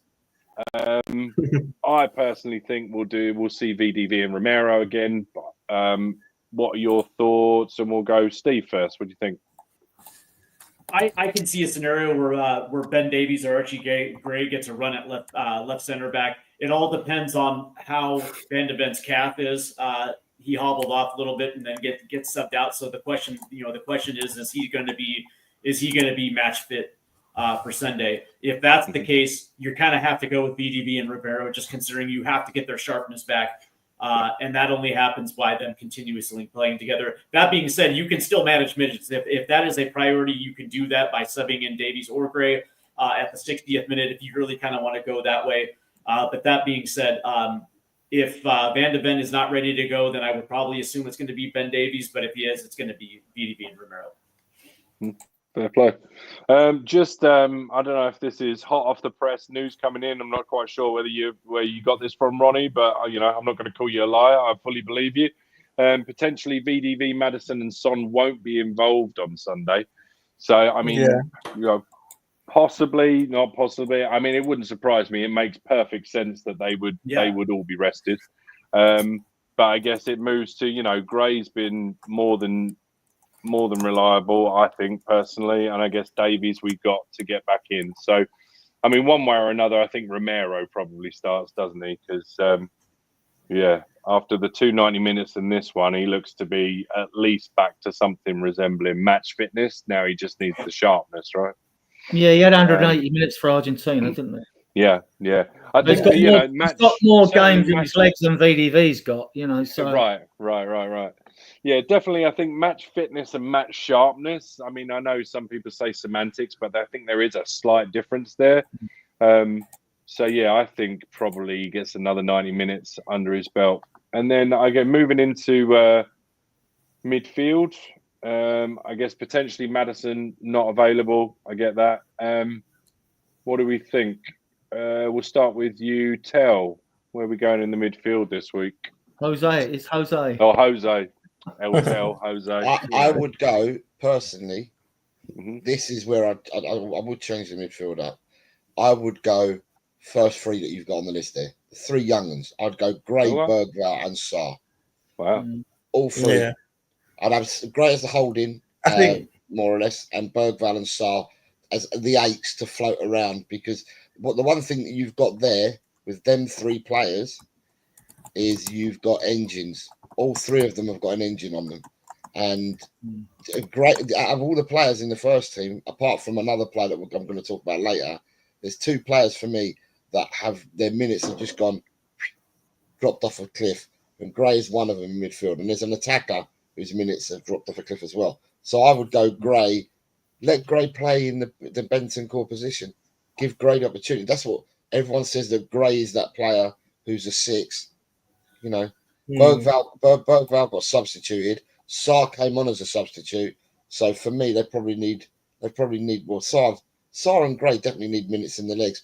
Bergvall, I mean, I wouldn't put Basuma in the side. I'd keep the young three. I'd have the engine of the young three. But do you think you would do that though, Jose? Because I think when are you going to give Basuma game time unless he comes on as a sub against Southampton? If you don't do it now, I mean, I don't want him at the club, but if you do you right? So, the question for you is right, or the question is, does he trust Basuma? I think he doesn't. Okay, and is Basuma going to be involved in the starting lineup on Thursday, right? And then that's the way I look at that, and I look at Gray and think to myself, Gray's got to be given the time to get some minutes in. He is your future. It's Gray. Basuma's not your future. You don't trust Basuma. So at the end of the day, like I said, you're asking. I'm not saying what Ange's going to do. I'm saying what I would do. And what I would do is I'd go Gray, Bergvall, and Sarr. I actually think Madison starts in this game. We need to win. We need creativity. And then was there an article? I heard someone. I don't know. I might be talking shit. No, this is their choice. I thought I heard someone earlier on, not on this channel, but on another channel. I thought I heard someone say that there was an article or an interview or something, or that Madison has spoken to Tuchel or something like that, and that the discussion was that Madison hasn't got the fitness to play a full 90 minutes anymore. Is that so? Makes sense, considering that he doesn't play a full 90. Makes sense. So I don't know how true that is, but there is. I think Stories out it's, the team. personally, I Can't think think of Maddison starts. And then I think you rest Bergvall for Thursday. And I think Bentancur, it'll be Bentancur and Sarr, and Gray might come on with some minutes. But I think it will be Sarr, Bentancur and Maddison against Southampton. Yeah, I think Bergwell needs a rest as well. Yeah, I think that if it were up to me and if I had the pressure on my shoulders to deliver 3 points, I'm starting Maddison, Bentancur, and Sarr. But that being said, if that is true and Maddison will be held out, then yeah, it would probably end up being Sarr, Bentancur, and Bergvall, with Gray possibly coming off the bench. And the crazy thing about this is, and I tend to agree with everybody that's in the chat that's taught, and most Spurs fans that want to see Gray get a start at his natural position. But that being said, if Ange thought he was ready, he already been played by now. He's only played at his natural position once. He's usually been played out of position. I actually do believe that this probably would be a good match to actually start him at his natural position. But that being said, it's most likely going to be Bergvall, Sarr, and Bentancur if Maddison is indeed out. But I would go look, Maddison. I would play Maddison. We should think of it as like 90 minutes because these players might only be given an hour. You know, I mean, like, and then you got 5 subs you can bring on unless you need 2 concussions. So I think you can go down that route. Yeah. And that's the reason why I actually think Maddison is going to play, because I mean, if you're going to sub him off in the 65th or 70th minute anyways, he's probably going to have that recovery time to be able to play on Thursday. And if you're desperate for 3 points, you have to play your best 11. Yeah. We're desperate for 1 point. It's very, very true. All right. So, well, yeah, with that being said, we've got the front line. Son, Taylor, Solanke, Richarlison, Scarlett Johnson, Odegaard. Where's Mikey Moore? Yeah, where is Mikey Moore? Yeah, where is Mikey Moore? Why have I forgot to put Mikey Moore on this list? He's with the U21s, isn't he? No, I think he hasn't played for under 21. No, he played for the under 19s, Mikey Moore, The because he's only U19s, there you go. For England, for England. There we go. Hang on. There you go. How's that? Well done. Nice one, Kai. He's speedy there. Right, I'm going to be a bit left field here. I think Richarlison starts to rest Solanke. I think Richarlison starts because you can always take him off. It's Southampton.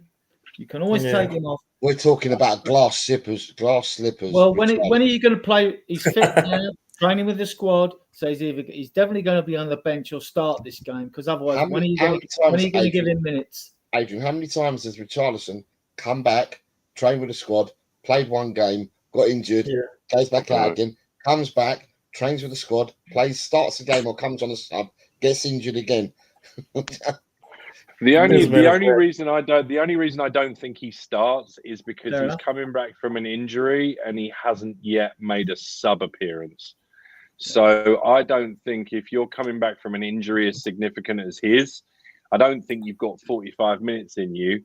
And given the whole, you don't make changes in the first half typically, I don't think he's got 45 minutes in his legs.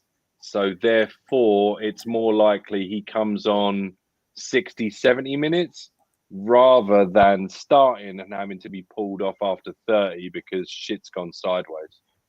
Would you start Scarlett and rest Solanke? I think Solanke rest. No, because I think Solanke needs match fitness. Or sharpness, rather. I think his first touch has been a little bit wayward. And I think, to be fair, he's got a bit of a tank on him, like as far as he's got like an engine.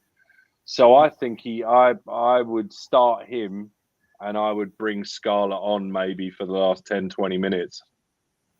I would, to be honest with you, I'd go with Solanke. I'd go with Johnson, probably, because I'd be more Solanke and Johnson, I think. There's my one. And who's on the left? There's more. Good man. Correct. Yeah. I could see Chelsea starting on the left. I'd like to see him on the left because the videos I've watched the player, and he is a talent, but he's shown nothing in the league. So apart from that goal of Villa and a bit of a work effort, but he's not shown he's worth 45 to 55 million, that's for sure. I would start with, I really don't care about the right hand side, but the left hand side, I would start with Mikey Moore. And the reason why I would start with Mikey Moore is because on Sunday, in the Southampton side, that they may have young Tyler Diblin playing for them. And I just say to people, who's the better player, Moore or Diblin? Because if Tottenham are really after this Diblin player, well, then you can't rate Mikey Moore then, can you? If you're going after Diblin.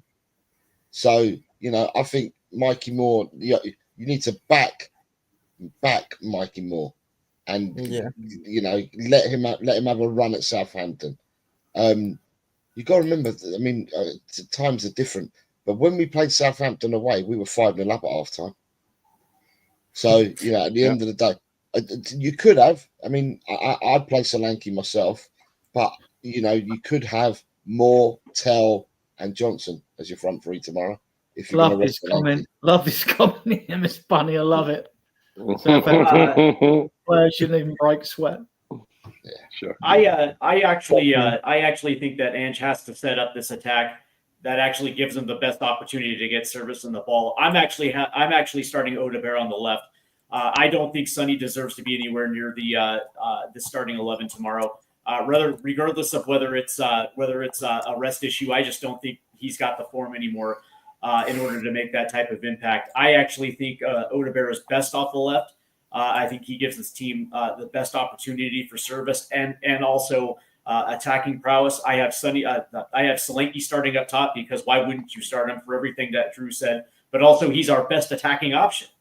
Who else is going to play there? And on the right, this is where I actually have Mikey Moore starting. I actually have Moore starting on the right. I actually think Moore can play both right or left. I think he's got the creativity from that side. Plus, he does exactly what Ange Postecoglou wants from a winger. He's also young. He's aggressive, and he doesn't mind doing the little things, just like Bergvall as well too. And then if you want to make changes on the wings, you can do that. You can bring Matisse Tell in off the left right around the 65th minute if you want to preserve Odegaard. And you can also bring Brennan Johnson off the right if you want to do that in the same time frame as well too. So my attacking three is Odegaard, Solanke, and Moore. Am I right in saying can Moore play 10 as well? Yes, he can, in my opinion. He can play anywhere in the front. He played it for the 19s and the 17s, didn't he? At some point. Yeah, he's always he's right-footed, and he plays on the left to cut in a lot of time when he wants to. For England, for the under-21s though, they played him on the right because we had a good winger on the left, right? So, but he could play in midfield as well because he can carry the ball. He goes short. If he sees a bit of space, he then bursts into it and all that. He's not the quickest player in the world. He's got perfect balance. It reminds me of the way he shifts. What was the goal in Europe where he there was the ball that kind of spilled in his field and he came from deep, sort of almost a 10 position, diagonally across the penalty area, didn't put it in the far corner. I've never celebrated a goal as much as that one in my life. I was really happy for him. Really happy. I would like to see Dane Scarlett get involved in this game at some point. As much as I do like Richarlison, and I still think there's something left in his boots, whether that's for Tottenham or whether that's for a different team, be it. I think Drew, you made the most important point. I don't think he's even got 15 minutes in his tank at this point. And you have a guy like Dane Scarlett who's hungry, who wants to get in the game, who wants to find himself in advantageous positions in the box. I think this is actually a good opportunity for him to get at least 15 minutes tomorrow. Or Sunday. Sunday, guys. Sunday at 2:00. So you got to get up early, Steve, to watch this game, right? Don't worry, I'll be there. Don't worry about it. Yeah, we're hardcore. We get up back crack of dawn over here. All right, so Sunday we have Southampton at home, the mighty Tottenham Hotspur Stadium, the greatest sports stadium in modern football. I know the big up is real.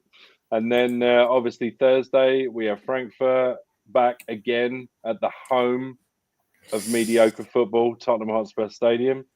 And then Wolves away the following Sunday. And then, obviously, Frankfurt away. So, based on those, what do we think in terms of point? Let's call it the P and the P, right? Points and progression. How many points we getting, and are we progressing? And I'll put this to Mapping first. Huh? Oh, go on, Mapping, go on. Mapping, Well, what do you reckon? I think Southampton is a guaranteed win. Apart from that, I didn't see any Whoa. wins. Calm down on the guarantees. I'm just messing with you. Yeah, Mapping, we've got a saying: if you want a guarantee, buy a toaster. And even then, Yeah, but if you can't beat Southampton, there's no point. Just shut this football club. If you can't beat Southampton at home, if you lose like Ipswich and Leicester, then I don't know. I'm speechless with engine at this football club. I think Wolves away. I think it will be a tough game. Have we got any easier game coming up at home? Like we got to play Liverpool, West Ham, Wolves, any mid-table teams. I think Nottingham Forest are also about to come at Tottenham. So I think maximum I can see points on table would be 6 to 3 points, and we might finish up to 13th or 14th. I didn't see us finishing higher than that. oh god, that's funny. So yeah, I think it's a tough season for us if we don't win Europa League or at least get to the finals. Or semi-finals, I would say. Jose, how are we doing in this? Jose, what do you reckon? Points and progression. And chat, obviously, get involved as well. Give us your points, give us your progression. Are we getting 0 points, 2 points, 4 points, 6 points? And are we progressing or not progressing? There we go. What do we reckon? 3 points against Southampton. Yep. We will win at home against Frankfurt. Yep. Oh yeah. We will score. We will get 3 points at Wolves. Mm-hmm. Woo-hoo-hoo. Yeah. And we will draw away at Frankfurt. Whoa, so we qualify for the 6 semi-final. points and progressing. 6 points in a semi. I think we win at home and we draw away. I like that. I like that. We knocked them out of Europe before, but that was a long time ago. On the away goals, Oddle scored. We lost 2-1 at their place, but progressed. 6 points and progressing. Adrian, happy with that? 4 wins. I think 4 wins. I think Frankfurt they've sold Omar Mamouche to Man City. He's gone. I think they still have that striker, that Itike, what's his name? I think he's clinical. Ekitike, but I tell you what, people are boiling over about Ekitike. He ain't as good as what people are saying he is. Yeah. Oh, people are boiling over. That's not the same. That's not the Ekitike that we had, is it? No. He's not going to come back to haunt us because we had an Ekitike. Okay, no, this is the guy that was at PSG. Yeah, I think this guy's different. Steve, what are you thinking? Points progression? Number one, we beat Southampton comfortably. We've done it before. We did it in their building in a far worse position back a few months ago, and we do it again. We beat Southampton 3-0. Yes, we will keep a clean sheet. Yes, we will. We beat Wolves. We beat Wolves on the road 3-2. And here's a quick prediction. Next year, Cunha will be wearing a Spurs shirt next year. But also, we beat Frankfurt at home 3-1, and we draw 1-1 on the return leg, and we advance. Right. So we take 6 points, and we advance to the semis. And by the way, that's exactly what Spurs are going to have to do in that first leg. By the way, they're going to have to run and gun. Yeah. They're going to have to come out quick, and they're going to have to get that crowd behind them early. And they're going to have to continuously apply pressure because Frankfurt is not going to lay down. So they're going to have to match intensity with. They're going out, Steve. They're going out. I had £10 at 9 to win the competition. They're going out, right? You can never bet at Spurs. Yeah, and this isn't happy clapping. It's just the fact that I think Spurs are a better team than Southampton and Wolves. Now, granted, what's so funny is like everybody keeps saying about Leicester and Ipswich, and it's like I understand. I totally get it, man. We laid eggs. But that being said, it's like I want to see this team. I want to see a reaction from this team after that Chelsea match. And the thing about it is the one thing at different times this year we actually have seen this team make a reaction, and I want to see that commitment. And that's the thing is I don't want to hear players talk about it. I want to I'm done with quotes, and I'm done with people talking a good game. Yep. I want to see it actually executed on the pitch at this point. But that being said, we take 6 of 6 and we advance. Nice. All right. Good. Well, I tell you what, we did touch on it earlier. Who else? What about Adrian and you, Drew? I don't know what you two have got to say. Oh, I'm just Adrian and Drew, to coin a phrase from Ricky Sachs, I'm just the conductor of this crazy train. To be honest with you, I'm full of optimism. I have been since I said we would go unbeaten, and have since not gone. Yeah, I said about 4 or 5 games ago we'd go unbeaten the rest of the season, and look at that car crash. So I'm going to go ahead and say 6 points. And we're going to advance. And I think Steve's right. I think we're going to have to run and gun the first game, and it's going to be seat of our pants in Frankfurt. But I think somehow, by hook or by crook, I think we'll get through. Adrian? Oh, you? Yeah, said, right? You said 6 points and done, right? On the Predictions League, which Jose runs, so everyone get over to his channel and subscribe. It's good fun. I've gone for 4-0 against Southampton for us to win. That's what I went for. Jose went for the same, funny enough. We'll beat Frankfurt 3-0, maybe 4-0. Oh my God, 4-0. Yeah, 3 or 4-0. Yeah. All right, I'm here for it.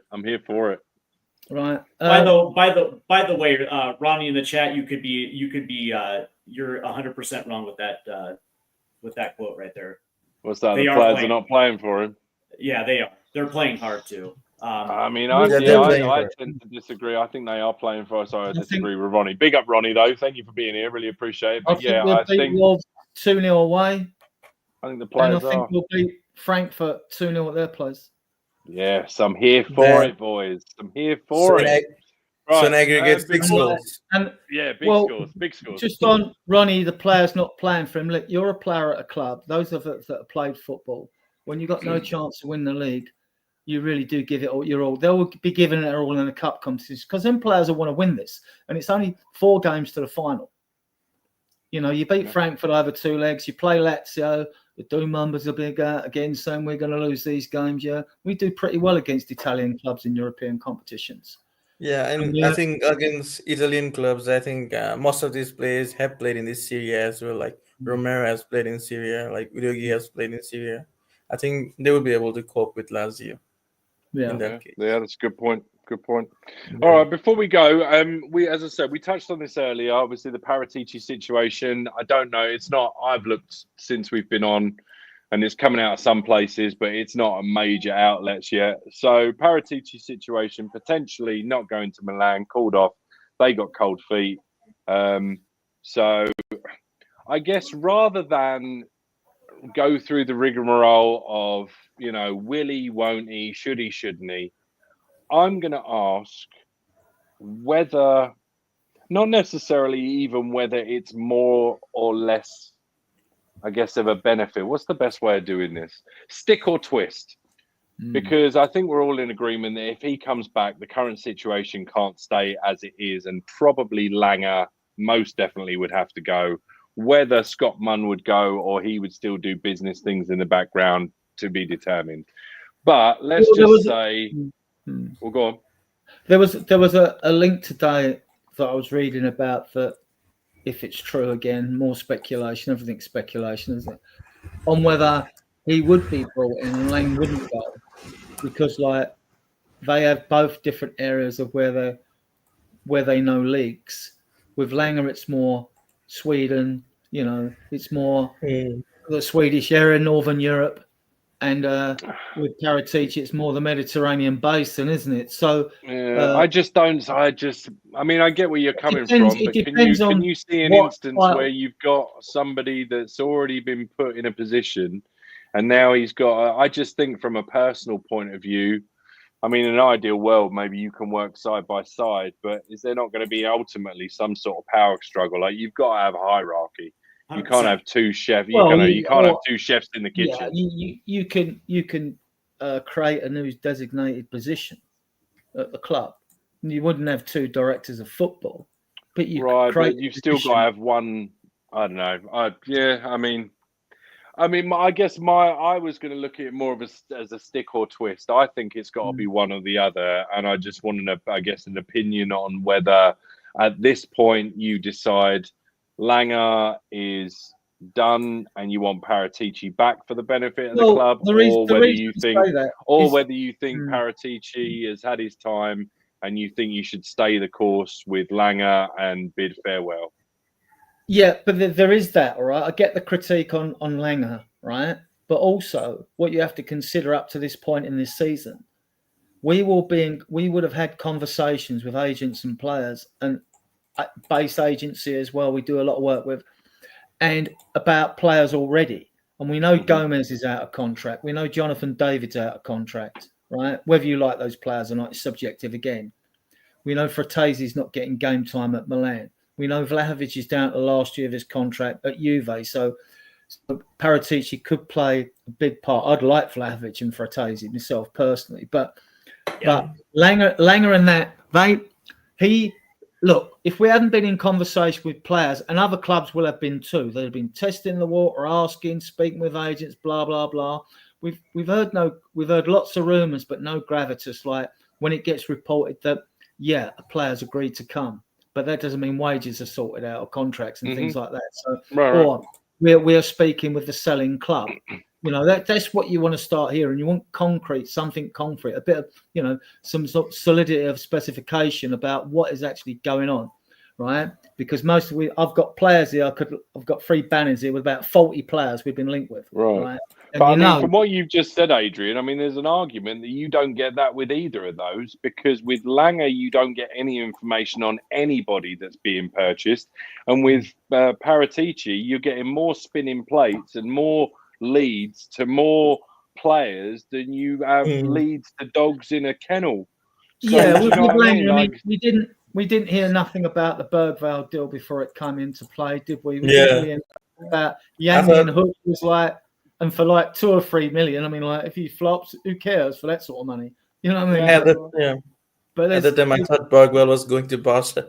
And Odegaard as well. He wasn't the first choice, but he was brought in quick, wasn't he? And he came from the PSG academy. I mean, I guess from a business point of view, I mean, I'm not. I don't really mind if I hear 3, 4, 5 weeks about a player or 6 months about a player, or if I don't hear anything and then all of a sudden we buy a player. I just want it to be the right player. And I guess, that's definitely conversation that you can have. But I just, from the point of view of right now with this football club, with the direction that we're going in, I personally don't think it works with both of them. I think if you bring Paratici in, if he's below Langer, then he's like, hey, why am I below this bozo? If he's above Langer, then Langer's saying, hey, I thought I'd come in to do this thing, and now you brought him back, so now he's above me. I don't like this. So I just think there's going to be a bit of a power struggle. I might be completely out of it. I might be completely wrong. Up until this point, they've been working together because apparently Paratici's been consulting, right? So I don't know. But I think the profile of player that they're consulting, they don't agree. They both don't agree on things because that's exactly right.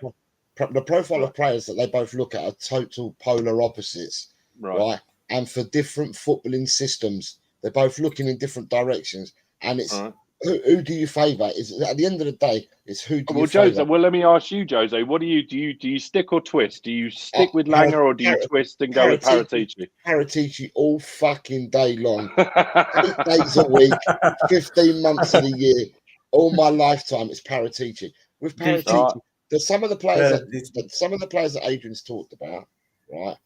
Vlahovic, I don't rate him as much as Adrian, but he's rated throughout the world as a good striker. He's only 24 years old.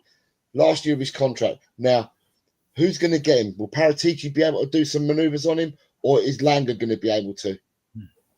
You're looking at a different caliber of player when you look at Paratici signings. Yeah, and the other guy, Langer, he goes for very, very young players. And the other thing about Langer is Langer's not able to move players out. And it's a known thing that a lot of these deals that have been happening, he cannot get them across the line. Someone has to come in at least with Paratici. When Paratici was there, Paratici didn't have to call in fucking Daniel Levy to go and finish a deal for him. He went and done it. Do you know what I mean? So for me, I'd go Paratici all day long. And obviously as well, Paratici started the whole revolution about changing our academy at Tottenham Hotspur.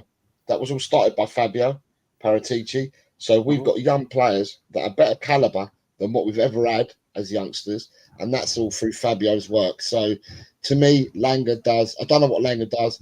The other thing final point I'm going to say is and people are going to be bored because I've said this before, when Tottenham went for Langer, Aston Villa said, yeah, you can have him. There was no gardening leave. Normally, these doffs have to go on gardening leave for a while. There was no gardening leave. Villa just said, yeah, you can have him. And they got rid of him quickly because they wanted to bring Monchi in, or whoever it went. I think it was Monchi that went to Villa. So, for me, it's Paratici all day long.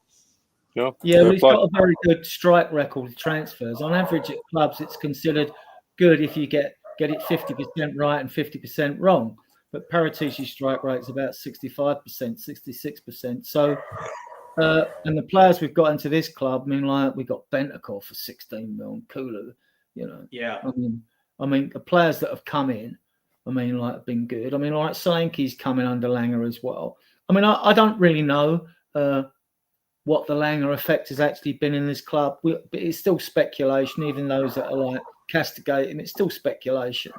But we'll see. But I don't think anything will be decided until after our Europa League fate's decided. Because if Ange decides to quit and wins the cup, or if we get knocked out and he gets sacked in the summer, then I think we might bring Paratici in early. But there was word out there on one report I read that when we was rumoured to be linked with Paratici before, and fans were panicking, oh, he's going to Milan. The report actually come out and said Spurs haven't even talked to Paratici yet. And I don't think they need to because Levy and him have always been good buddies. Levy wanted him a few years before he even came to our club. So there's a lot of contact before him, and they stay in touch as he does with Pochettino. You know, so it's I know our fans were one of the worst for it, but it's like wait and see. Wait and see. Steve, anything to add on that? Any thoughts on that too? Yeah, 100%. And it's the answer is twist 100% of the time. Do you know why? Because as of right now, Tottenham Hotspur don't have a direction, and that is absolutely concerning, right? Because here's the reality. What is this team? What is the core principles of this team built on? Is it built around a young, solid core of youth players? Or are we going to pivot this summer because of the results, based off the results of this season, right? Just asking that question of whether or not this team is going to pivot lets you know that Johan Lang is absolutely weak, and we already know that he was weak considering what happened over at Aston Villa.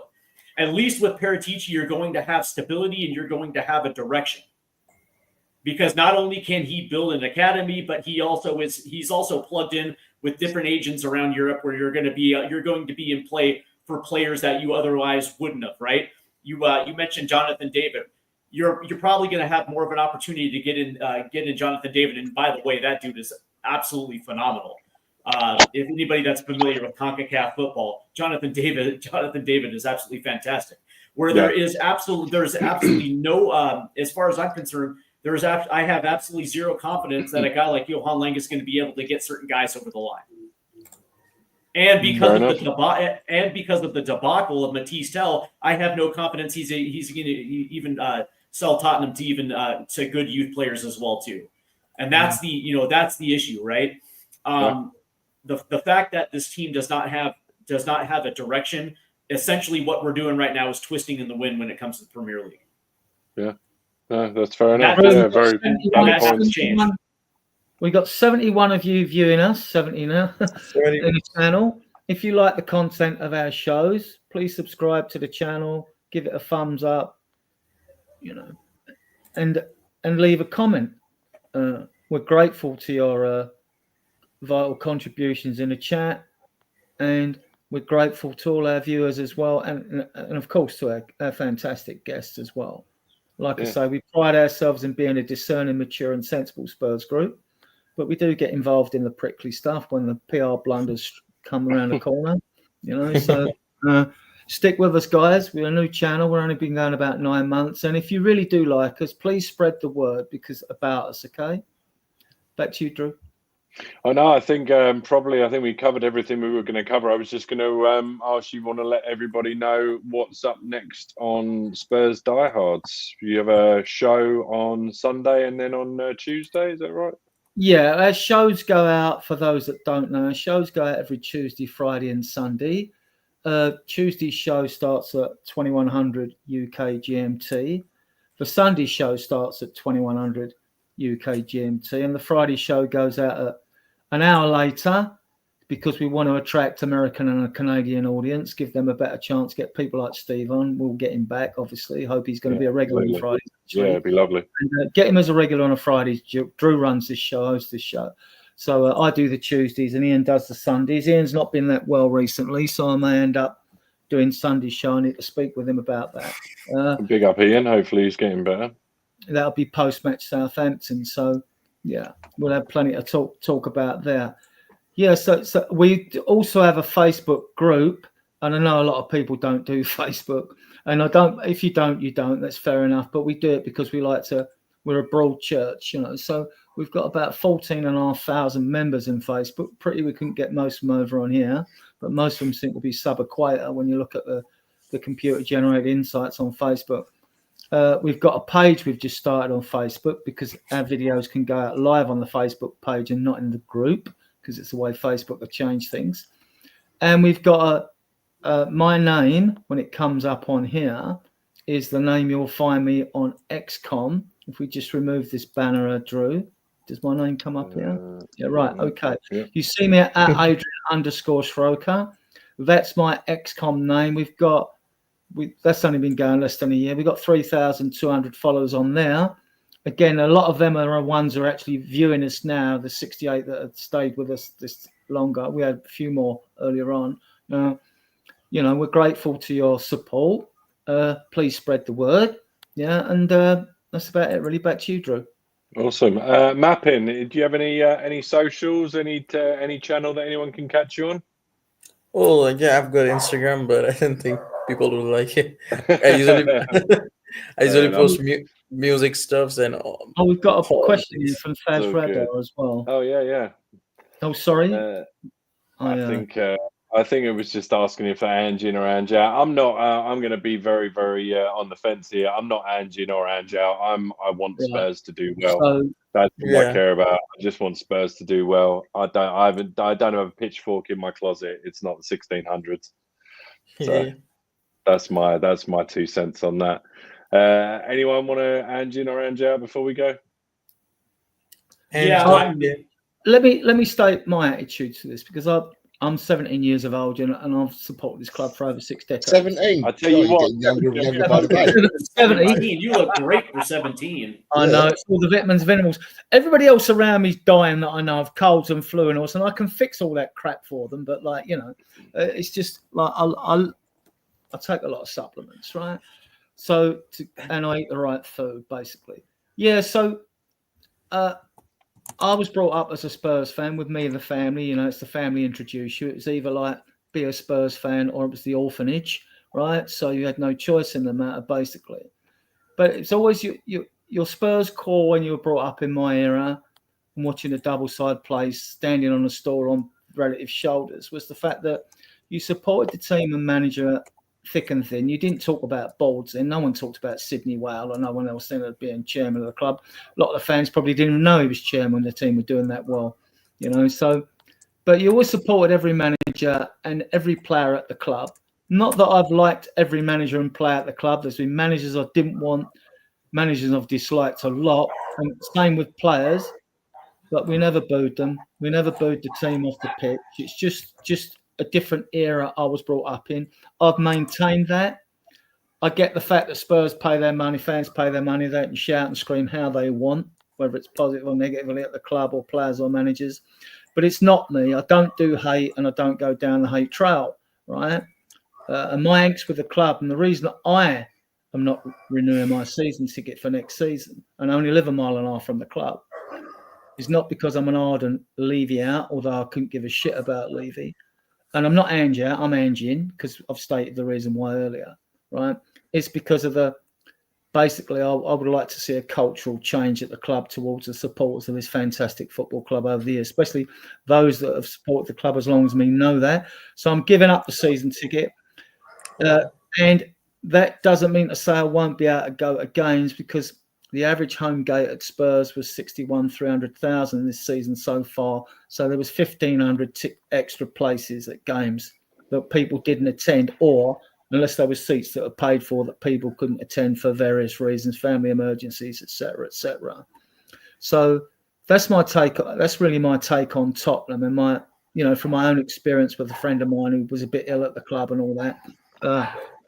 And the struggle I had with him, getting him in his seat, getting him a bottle of water and stuff like that, I just thought was disgusting. So that's my angst. I mean, my angst with the club is mainly cultural rather than it is bored, So, right. So that's it with me. So but I will, if I become a One Hotspur member, when tickets go on sale here, those that you don't know, when tickets for games go on sale, the ones that go on sale, they go on sale on a Monday or Tuesday before a game.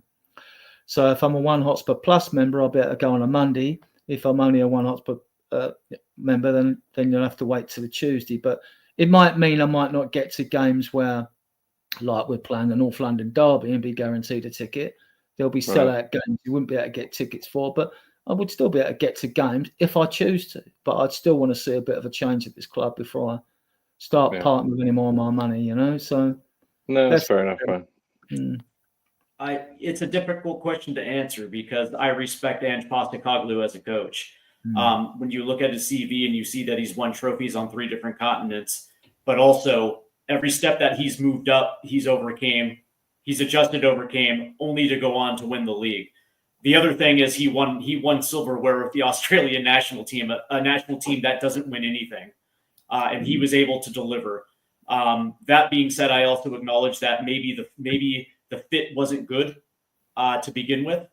But that being said, I'm not Ange in or Ange out. I just support the manager that's in place until the day that he's no longer in place. So it is what it is. Yeah. And if you're a Spurs fan that's losing your head while everybody else is keeping your head where everyone else is losing theirs, then you don't really understand the problem. That's silly. All right. Well, I think we're going to say thank you. Going to wrap it up a little bit. I want to say thanks once again to all our panel. Thank you very much to Mappin for joining us. Really appreciate you coming along. Thank you very much to Mr. Jose. You can see him over here on the YouTubes at Mr. L. Tel Cockerell. Say thank you again to Steve for coming along as his debut on the show, and we'll be sure to have you back. It's been some great conversation. You can go and check him out at Stateside Footy 27. Adrian and myself will be back here same time next week. And on that note, we'll see you in the back room, guys. Yeah, I was going to say we'll see you in the back room. Me and Steve will actually be doing a show tomorrow morning, and that's going to be 7 o'clock Eastern, 8 o'clock Central. Is that right? No, it's the other way around. It's 8 o'clock Eastern, 7 o'clock Central. It's the other way around. 7 o'clock Central, 1 o'clock and that's over on. That's over on Stateside Footy, and you can if you're over on Twitter, you can catch me at Stateside Footy, and Instagram as well too, same name. And right, we'll see you guys in the back room, and we'll play you out with this.